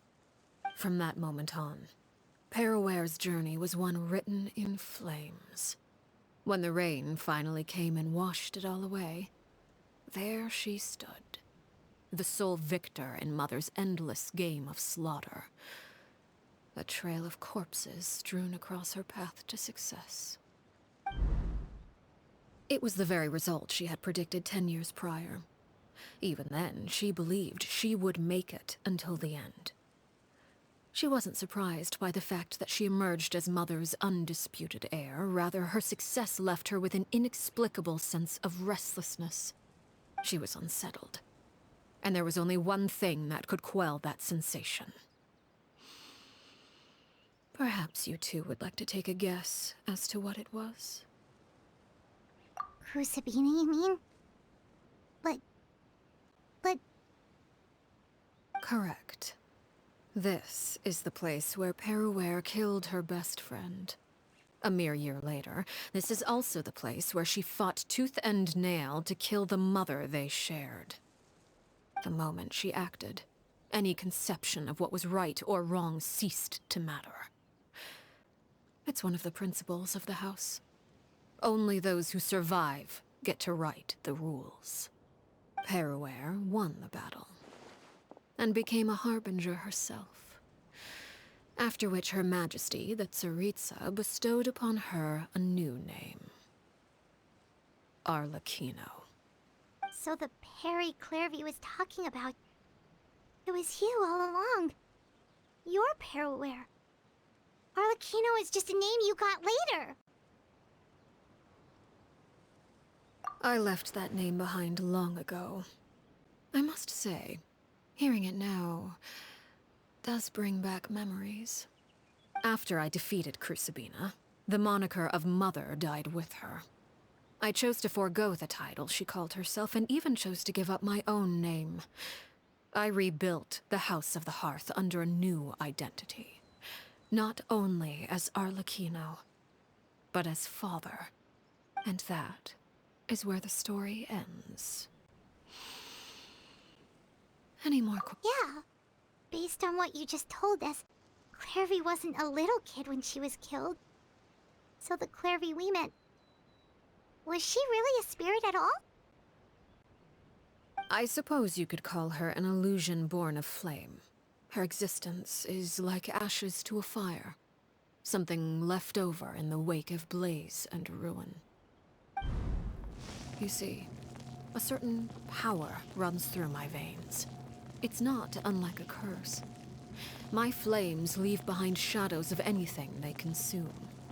Of course, the chances of those shadows morphing into a sentient entity are exceedingly slim. Clairvy is a very special case. Clairvy died when she was 16 years old, but what emerged from the flames was her 6-year-old self. Her appearance wasn't the only thing affected. Most of her memories were lost to the blaze as well. Memory is a mysterious thing indeed. Losing a portion of your memories will alter your sense of self. Lose 10 years' worth, however, and it would be like living in the past. Like returning to a version of yourself that never grew up. No wonder Paimon got such a weird feeling when we were talking to her. Perhaps I should put it this way. Clairvy is someone trapped in time. It may seem like she exists with us in the present, but she truly lives in the confines of her own past. So if all of that is true, then you must have known about Clairvy for a long time. Indeed. She's a rather volatile and unstable entity. Sometimes she would look after the children. She's even saved some of their lives. But other times, she would hide from me and become obsessed with revealing the truth about the house to anyone who will listen. Shadows don't have the capacity to learn or grow. Any new information they encounter is quickly forgotten over time. Your attempts to expose Clairvy to sunlight, they failed, yes? The reason is actually quite simple. In Clairvy's mind, the house is impossible to escape, and it is this very perception that traps her there. But no matter. All I have to do is kill her again, and all will be resolved. I don't anticipate so much as a single speck of ash will be left behind this time. Wait! Paimon can understand why you might want her gone, but isn't there another way? So what if she's trapped in her 6-year-old self? She's still your friend! At least talk to her first! It's too late for that. She broke the rules, and now she must be punished. That goes for Filial and Nantoy as well. She's had quite the effect on them. I hope you understand. The difference between Crucibina and myself lies in our formulation of the rules, not our policy for enforcing them. Upholding the rules without question is a trait we both share, because that is how a household should be run. Is this really what you want to do? Whatever could you mean? Don't you want to say a proper goodbye at least? Whether as a killer or as a father, there are two things that must be avoided at all costs: anger and sorrow. Anger makes you impulsive. Sorrow causes you to waver. Well, it appears it's about time to proceed. Before we arrived, I told some of my well-behaved children to bring our troublemakers here by nightfall. I do believe I've kept my end of the deal. I give your friends quite a bit more time. As for what happens now, we'll just have to wait and see.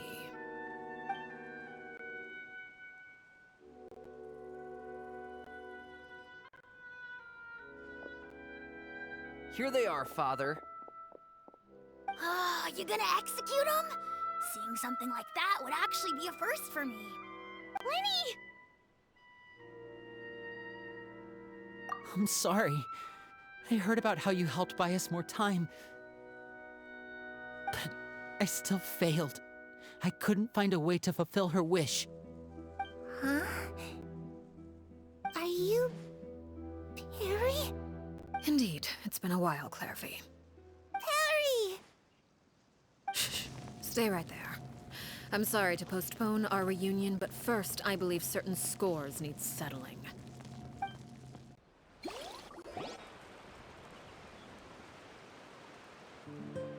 Father, let me explain. Out of my way. Father! You chose to conceal a threat to the house. And for that, you must be punished. Overall, however, I suppose your wrongdoing is hardly the most egregious of the bunch, so I'll deal with your punishments later. As for right now, the more pressing concerns are the traitors among us. By traitors? Do you mean us? Father, let me explain. We didn't mean to... Fultz, why don't you share what you heard? Yes, Father. Secret Midnight Meeting number 3. Participants: Filial, Nantoi, Sato, Toddy. Nantoi clearly said, "If only Father wasn't the one who took us in." Sato added, "I'm sick of this life. I just want to live as a normal person." Filial was the worst of them all. She called us crazies and said a bunch of mean things about Father. I did not! You're lying! Fultz is trying to frame us. It's not like I'm the only one who heard those things. After that, you and Toddy and a bunch of other people started talking about Clairvy. You were using all those things Clairvy brought up as an excuse to question Father. We're birds locked in a cage. The only way out is to destroy it. That's what you said, wasn't it? You little... You just want me gone, don't you? What did I ever do to you, huh? And you, Sheplo, have you forgotten who stood by your sickbed, watched over you, and changed your dressings?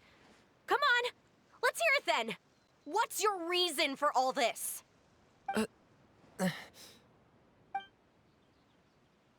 You're wrong, Filial. We don't want you to die. You're our family. Liar. You wouldn't be doing this if that were the case. So why? Why have you backed us into a corner? We all live in the House of the Hearth. You know the type of work we do, Filial.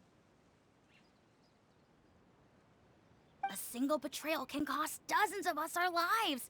It's not like it's never happened before. That kind of thing is hard to forget. That's why the House of the Hearth cannot tolerate any form of betrayal. Ever since we came to Poisson, you've had 7 secret meetings. A lot of the things you talked about really crossed the line. You've been spying on us for half a month? Wait a second. Now that I think about it, the move to Poisson was just a way to make it easier to spy on us, wasn't it? Because we were all in one place! You've had this planned all along! Filial, Nantoy, I'm sorry. I owe you both my life.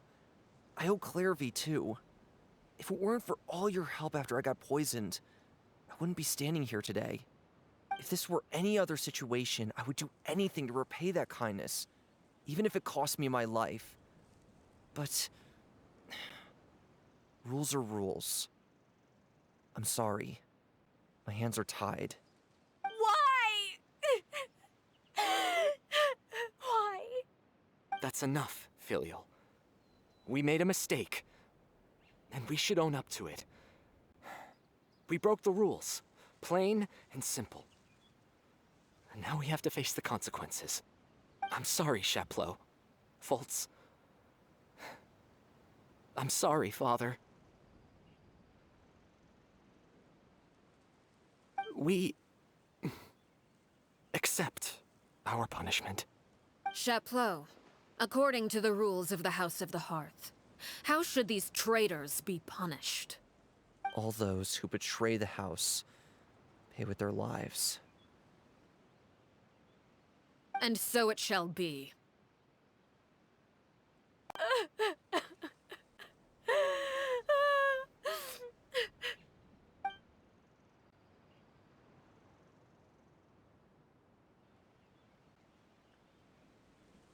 Father, please wait!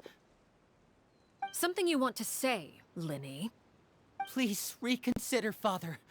What Filial and the others did, does it really count as betrayal?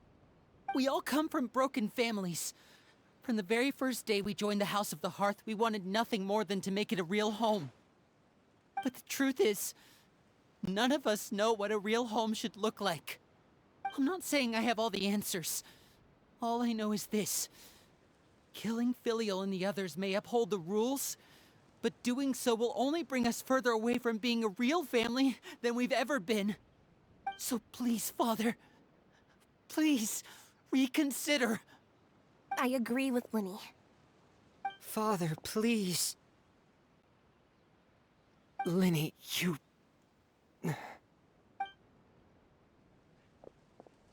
I also agree with Linny.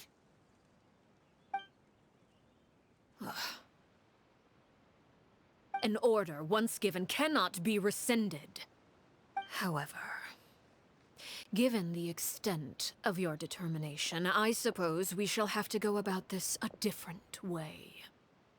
Draw your weapons and face me. Our weapons? Father, are you referring to a duel? Precisely. The rules of the house will not be altered. Traitors must be punished. However, resolving disputes with a duel is also one of our rules, one that also applies to me. Demonstrate a sufficient showing of strength, and I shall offer a concession. Wait. Beat Father in a duel? Impossible. Father is way too strong, even for Linny.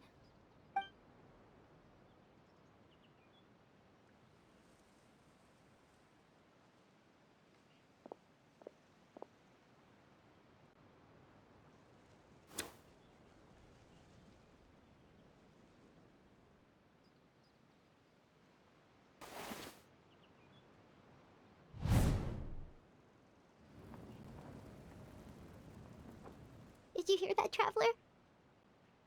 Lenny and the others have to duel the knave. What should we do? Can they really win something like that? If they lose, those people from the house are really gonna be executed. Hey, are you listening?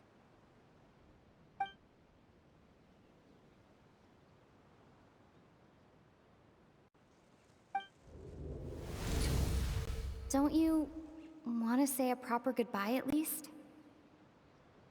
Anger makes you impulsive. Sorrow causes you to waver.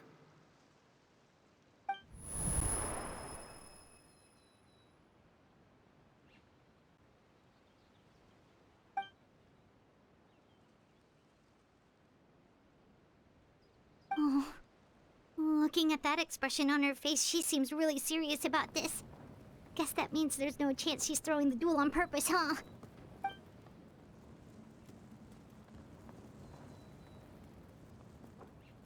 When guests are around, families are often on their best behavior. And any disputes are less likely to escalate. When the time comes, make the choice that you deem most appropriate in the situation, and lend your help to the House of the Hearth. What's wrong, Traveler? Hey, where are you going? Traveler? You're asking to join the duel against the knave? I'll allow it. We do have a ready-made dueling ring at our disposal, after all. All I would advise is this. Keep a firm grasp on your weapon, and give it your all. Any less, and you may just lose your life.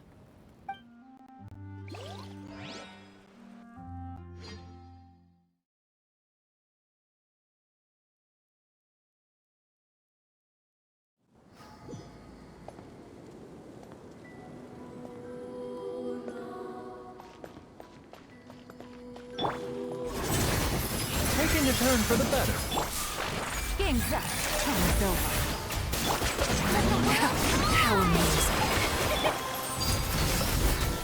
Watch out for Father's movement!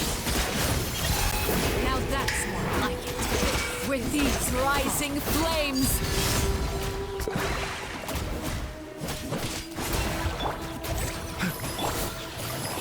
With the fall of darkness, destruction shall rise. Fathers, you have a taste of fervor.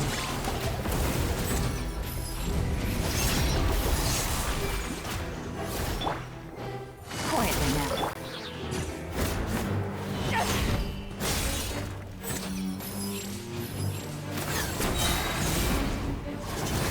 Remember, try to taste yourself.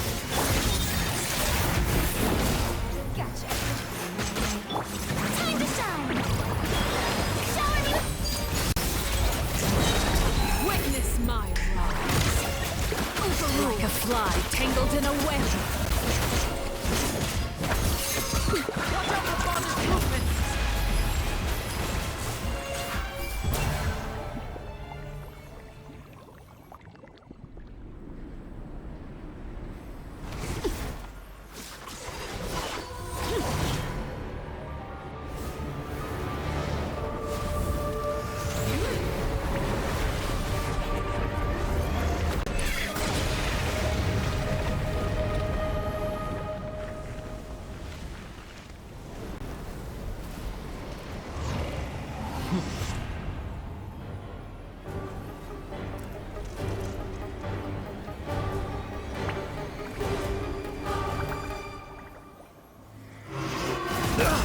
Has been seared away. A bitter pill to swallow. My blade is all that remains.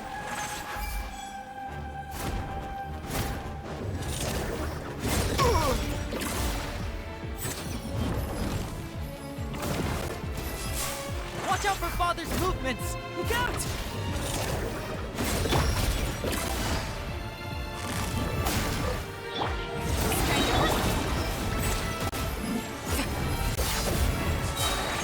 Seems like an emergency.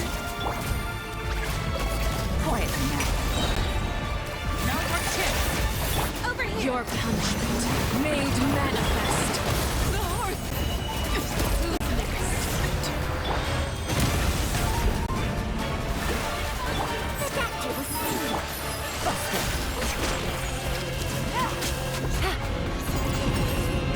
Watch out The for sun and moon have set. Only ruin remains. All hope has been extinguished. A bitter pill to swallow. Things are about to get dicey.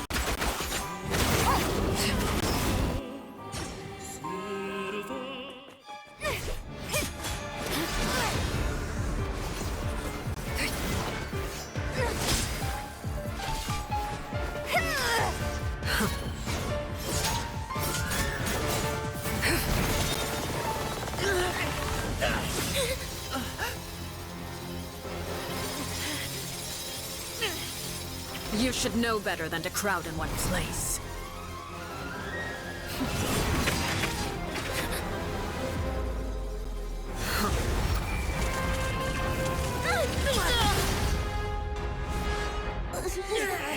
Oh, I know. No! I'm sorry, Father!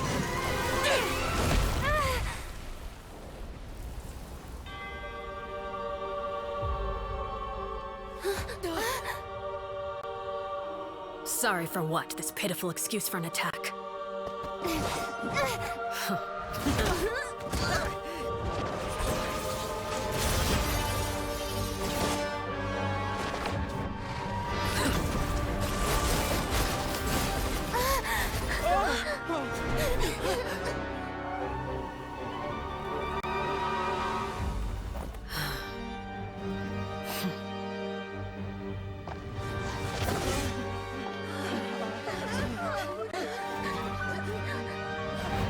Father, no!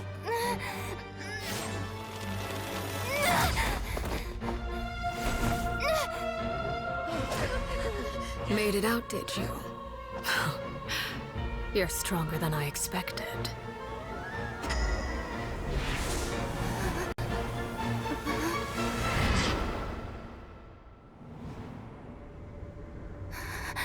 A crimson moon.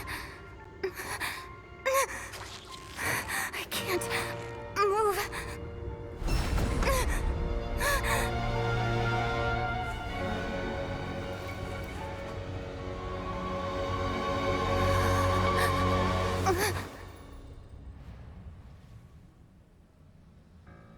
Still, not strong enough to beat me.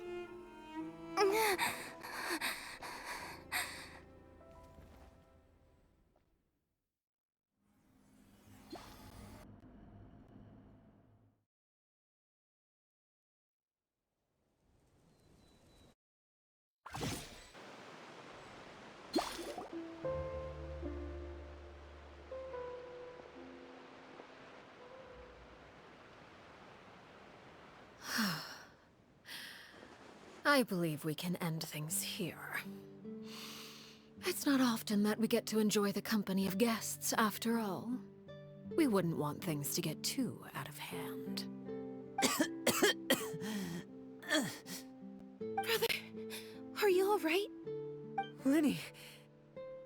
Given that I am the victor of this duel, as agreed, the punishment stands. No! I never thought things would end like this.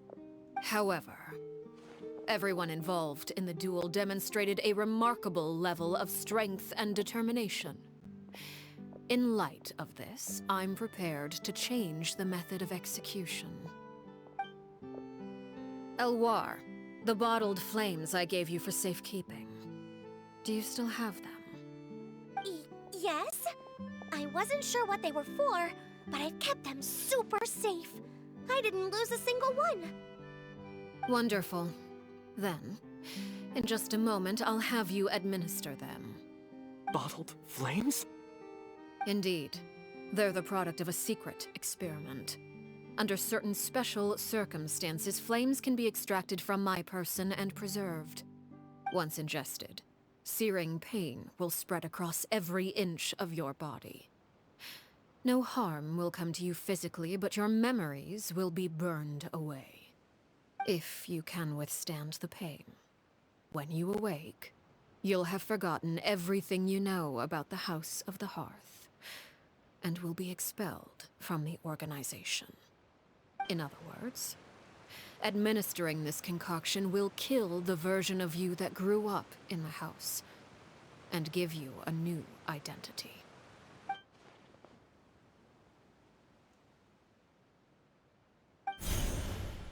Memory is a mysterious thing indeed.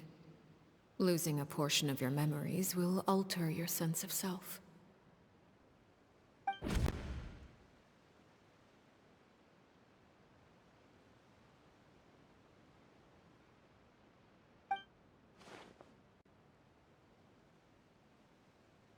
So, you're just letting us go, Father? You misunderstand. Memories are extremely important. Once consumed by flame, the version of you standing before me will die, and our secrets will die with you. So no, I don't intend to just let you go, because the person who survives will be nothing but a stranger. Even so, I won't have to live in fear anymore. I'm sorry, Father. I'm sorry I let you down. But I really... Don't cry, Filial. You haven't left the house yet, so there are still rules to be followed, yes. Remember what I taught you. Anger makes you impulsive, sorrow causes you to waver. Don't let yourself be controlled by your emotions. Of course. I'll remember. Dry your tears, and go pursue the life you really want. Yes, Father. Chaplot, Fultz, Elwar. Take them back to Poisson. And bring Linny and the others as well. I prepared 3 extra vials of bottled flames. As for whether to take them, the choice is yours. Goodbye, children. The next time we meet, I will no longer be your father. Thank you for all you've done for the house. I hope you have bright futures ahead of you.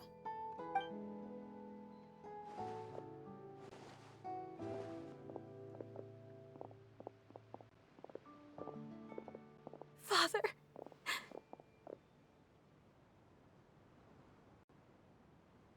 Let's go.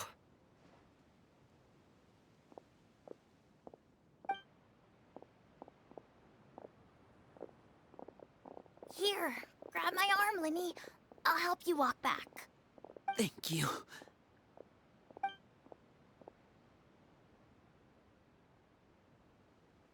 Clairvy.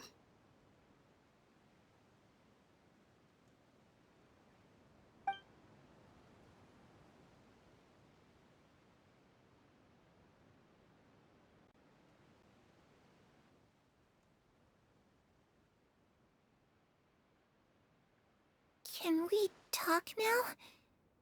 I've been waiting for a super long time.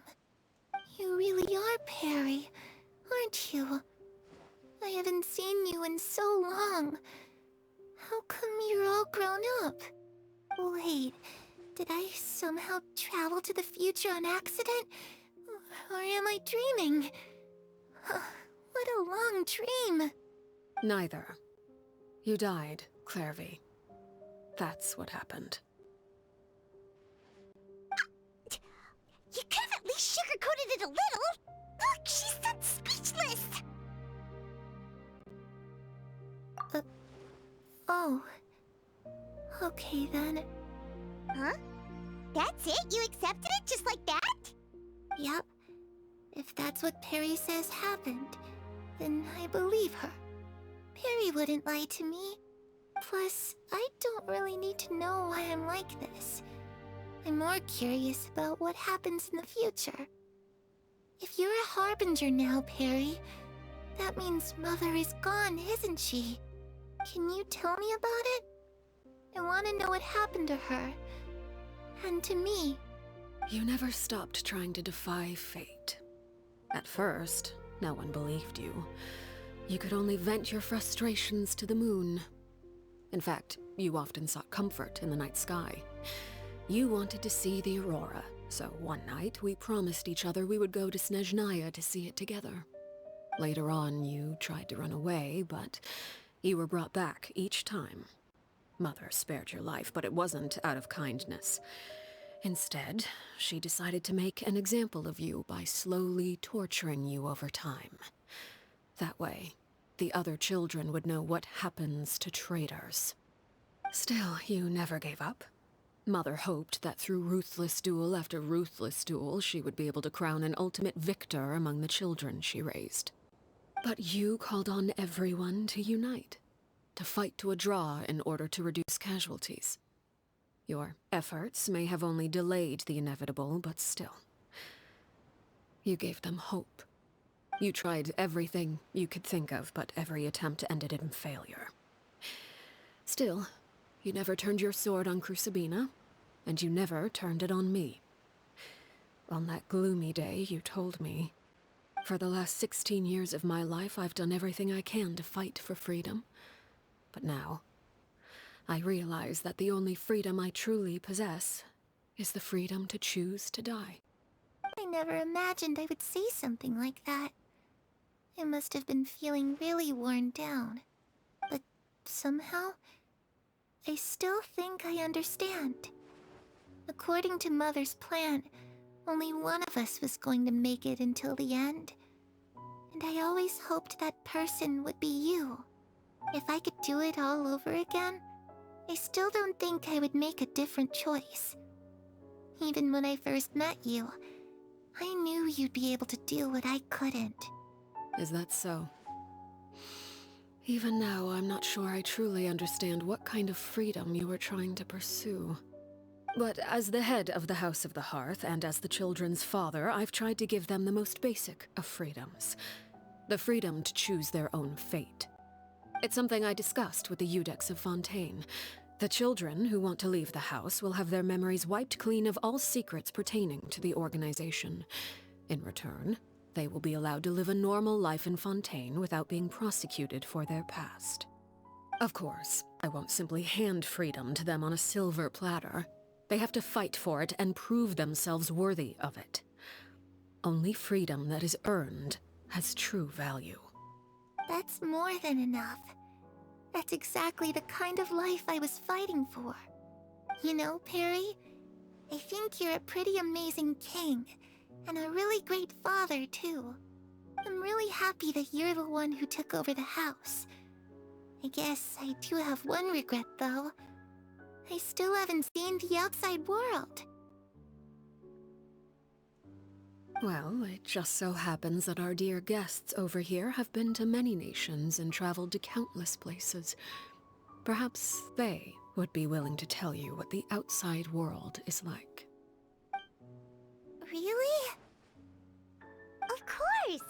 We've traveled all over the place. We've got so many stories, we could probably talk your ears off for 3 days straight.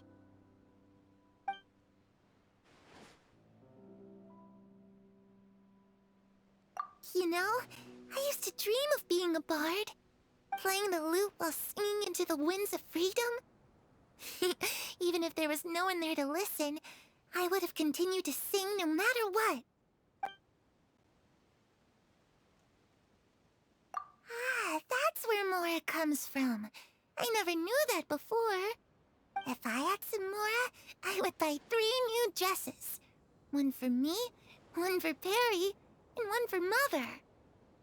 It's just too bad Perry doesn't like wearing dresses. And Mother, well, she probably wouldn't accept something like that either. I guess I'd just have to keep them all for me then. I could wear a different one every day.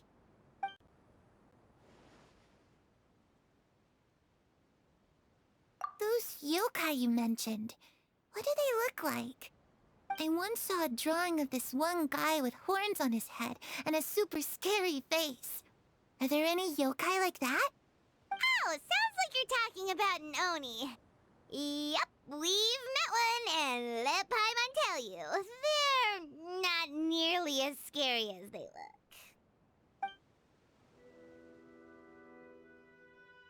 I was always too afraid to skip Mother's fighting lessons. But at the academia, I bet you could do all sorts of secret things in class. Things that have nothing to do with studying.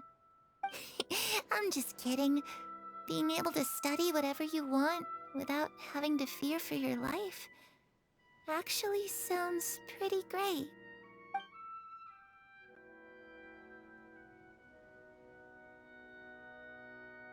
The situation was super dangerous. Lenny and Lynette were accused of committing a crime, and they were going to have to stand trial at the Opera Epicles. Oh no! That must have been hard for all of you. What happened next? Don't worry, we were able to turn the situation around super quickly. All thanks to Detective Paimon, of course. How'd you do that? Come on, tell me. Okay, so it was like this.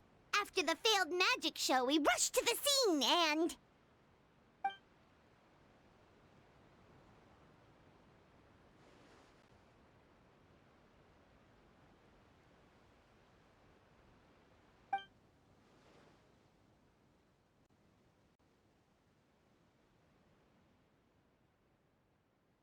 Shadows don't have the capacity to learn or grow.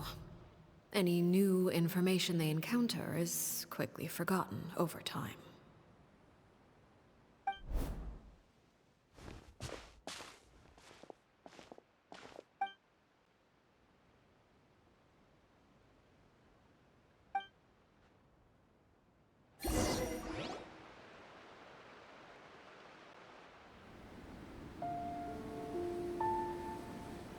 Clairvy, you've worked tirelessly from the shadows to overthrow the House of the Hearth. Now, by my authority as the Knave, I shall announce how this matter ends. You are hereby expelled from the House of the Hearth. You are no longer tied to this place, nor are you bound by its rules. You're saying that I can finally leave? I get to experience the outside world as well? Oh, I almost forgot. There's no getting older for me. Still, seeing who you grew up to be makes me really happy, Parallel. Take care of yourself. Goodbye. May we meet again someday.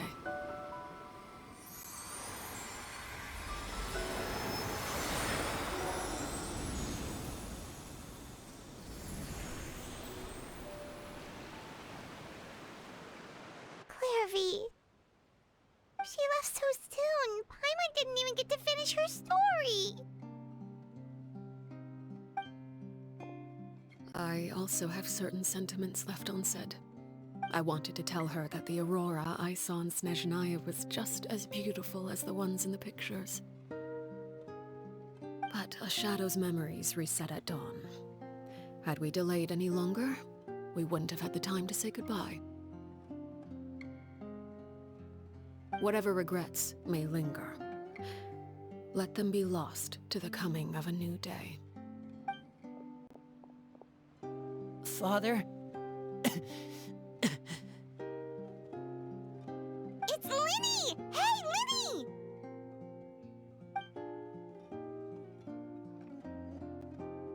What is he doing back here? Let's go check it out.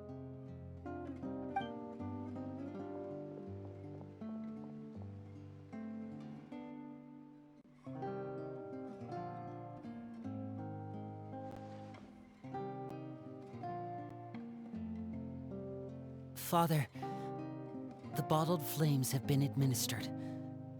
Filial and the others have left the house. And you? What have you decided? Thank you for giving us that choice, Father. But we never wanted to leave the house. It's the only home we've ever known. Lynette and Fremine feel the same way. They're recuperating back at the Hotel Bouffe Tété. But I decided to come back and tell you where we stood. I'm sure you're well aware of the expectations I have for you. I want you to follow in my footsteps and become the next king of the house. Yet you seem to have different ideas. I must admit, I'm rather surprised by your decision to stay. There's nothing wrong with choosing to live a quiet life. Leading this organization is a heavy responsibility, one not so easily carried by someone forced onto the throne. I just never understood what you saw in me. What made you believe I was deserving of that throne? You're brave, talented, and, most importantly, you cherish your family. You would do anything to protect them, even if it costs you your life.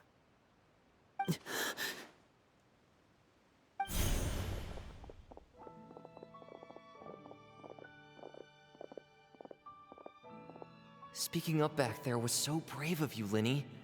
It's all thanks to you that we were able to convince Father to back down. You're a hero, Linny. Hero. Father is the real hero. Had Father gone all out during the duel, there's no way I would have walked away with my life. She must have had it all planned from the beginning, from the very moment she suggested a duel. I'm not deserving of that title. I'm not strong enough or smart enough. You're wrong. In my opinion, all you need to be deserving of the throne is conviction and the necessary strength to act on it. We may have different ideas of what it means to be a family, but you can hardly be said to lack conviction. What you truly lack is strength. For someone of your talent, though, that's something that will come with time. Even without that strength, you still chose to face me in a duel, even though the odds were stacked against you. That capacity to honor your convictions is what I truly see in you. Father. No one knows what the future holds, what tragedy or triumph may be in store. Being at the head of this organization requires the strength of will to face whatever comes. Caution will only hold you back. If reaching a certain standard were required to go after what you want, I would never have succeeded in killing my predecessor. Back then, there was still a considerable gap between our abilities. Strength may decide the ultimate victor, but those who let a lack of strength dictate their decisions or undermine their convictions will never be worthy of the throne. I understand, Father. Thank you. Children must grow up to surpass their parents. Only then can a family continue to flourish. The road ahead is not an easy one, so I'll ask you one last time. Are you certain you want to stay? You've done so much for me, Father, and that kindness must be repaid. Plus, with Project Stuja at hand, there are many dangers ahead, and I, for one, don't intend to back down. Protecting my family at all costs. That's my conviction. Then you're welcome to stay. As for Project Stuja, you need not be too concerned. If those cowardly businessmen and heartless dignitaries try to take us down, I'm prepared to teach them a lesson. Having members who longed for the light was our organization's last weakness. With those members no longer among our ranks, the House of the Hearth is like a spider hiding in the shadows. We need only wait for our prey to come to us. At present, our imperative is to use their plan to our advantage. In doing so, a crimson moon shall rise amid the frigid blizzards of winter. No demonstration of loyalty shall go unrewarded, and no sacrifice shall be in vain. As for the two of you, whether we meet again as friend or foe, I'll remember the camaraderie we shared in this moment. No matter how arduous the journey ahead, I hope we both reach our desired destination.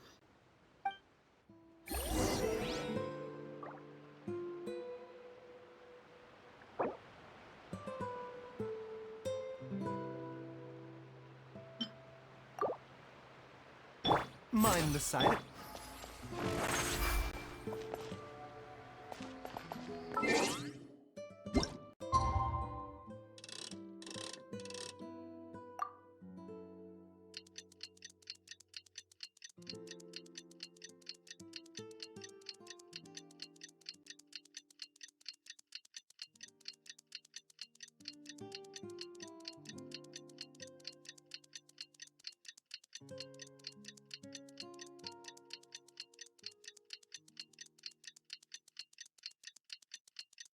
Didn't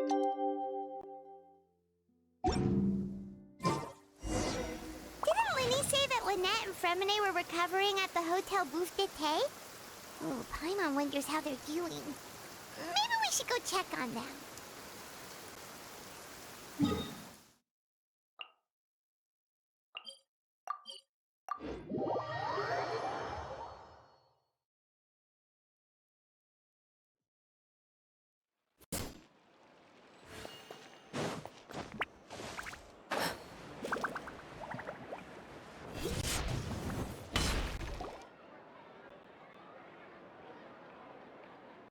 Lynette? Fremine? How are you feeling? Much better. Whew, what a relief! What about you? Are you feeling alright? I knew you'd come out unscathed. Us, on the other hand, well, we've been bedridden for 2 days. I couldn't even turn over. Oh, and I wanted to ask, is Clairvy gone? Linny and the other members have left Poisson and returned to the House of the Hearth. According to him, there haven't been any more sightings of a spirit roaming the house. I see. I'm glad. Father came to check up on us 2 days ago and told us about what happened with Crucibina and Clairvy. Actually, I've met Crucibina before.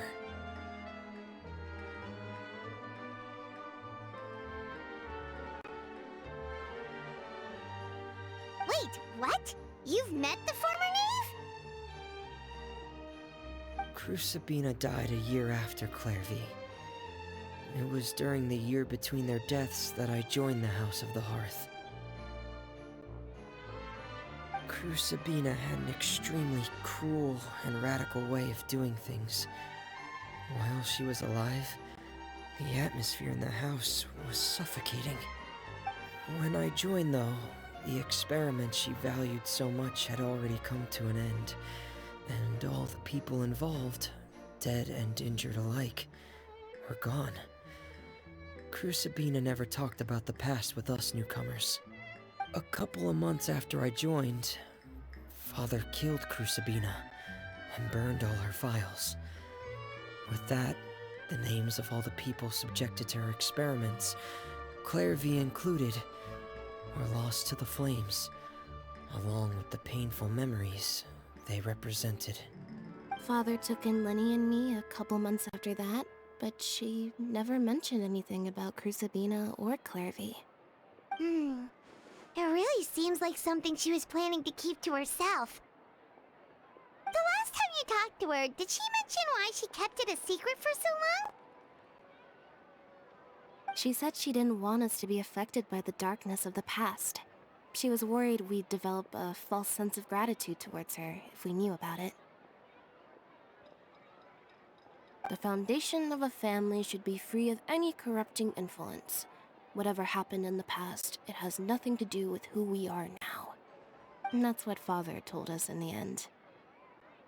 But I still thanked her for everything. It was only after hearing about what Crucibina did that I finally realized how insignificant our lives could have been. The members of the house meant nothing to her. To say that she valued them in any way, even just as a tool, would probably be giving her too much credit. If Father hadn't taken over the House of the Hearth, I probably would have already... Father rarely brings up the fact that she saved us. She doesn't believe that being indebted to her should be what ties us together. But even if we didn't owe her anything, we would still choose to stay. Because this is our home. We may have arguments or times when we feel wronged.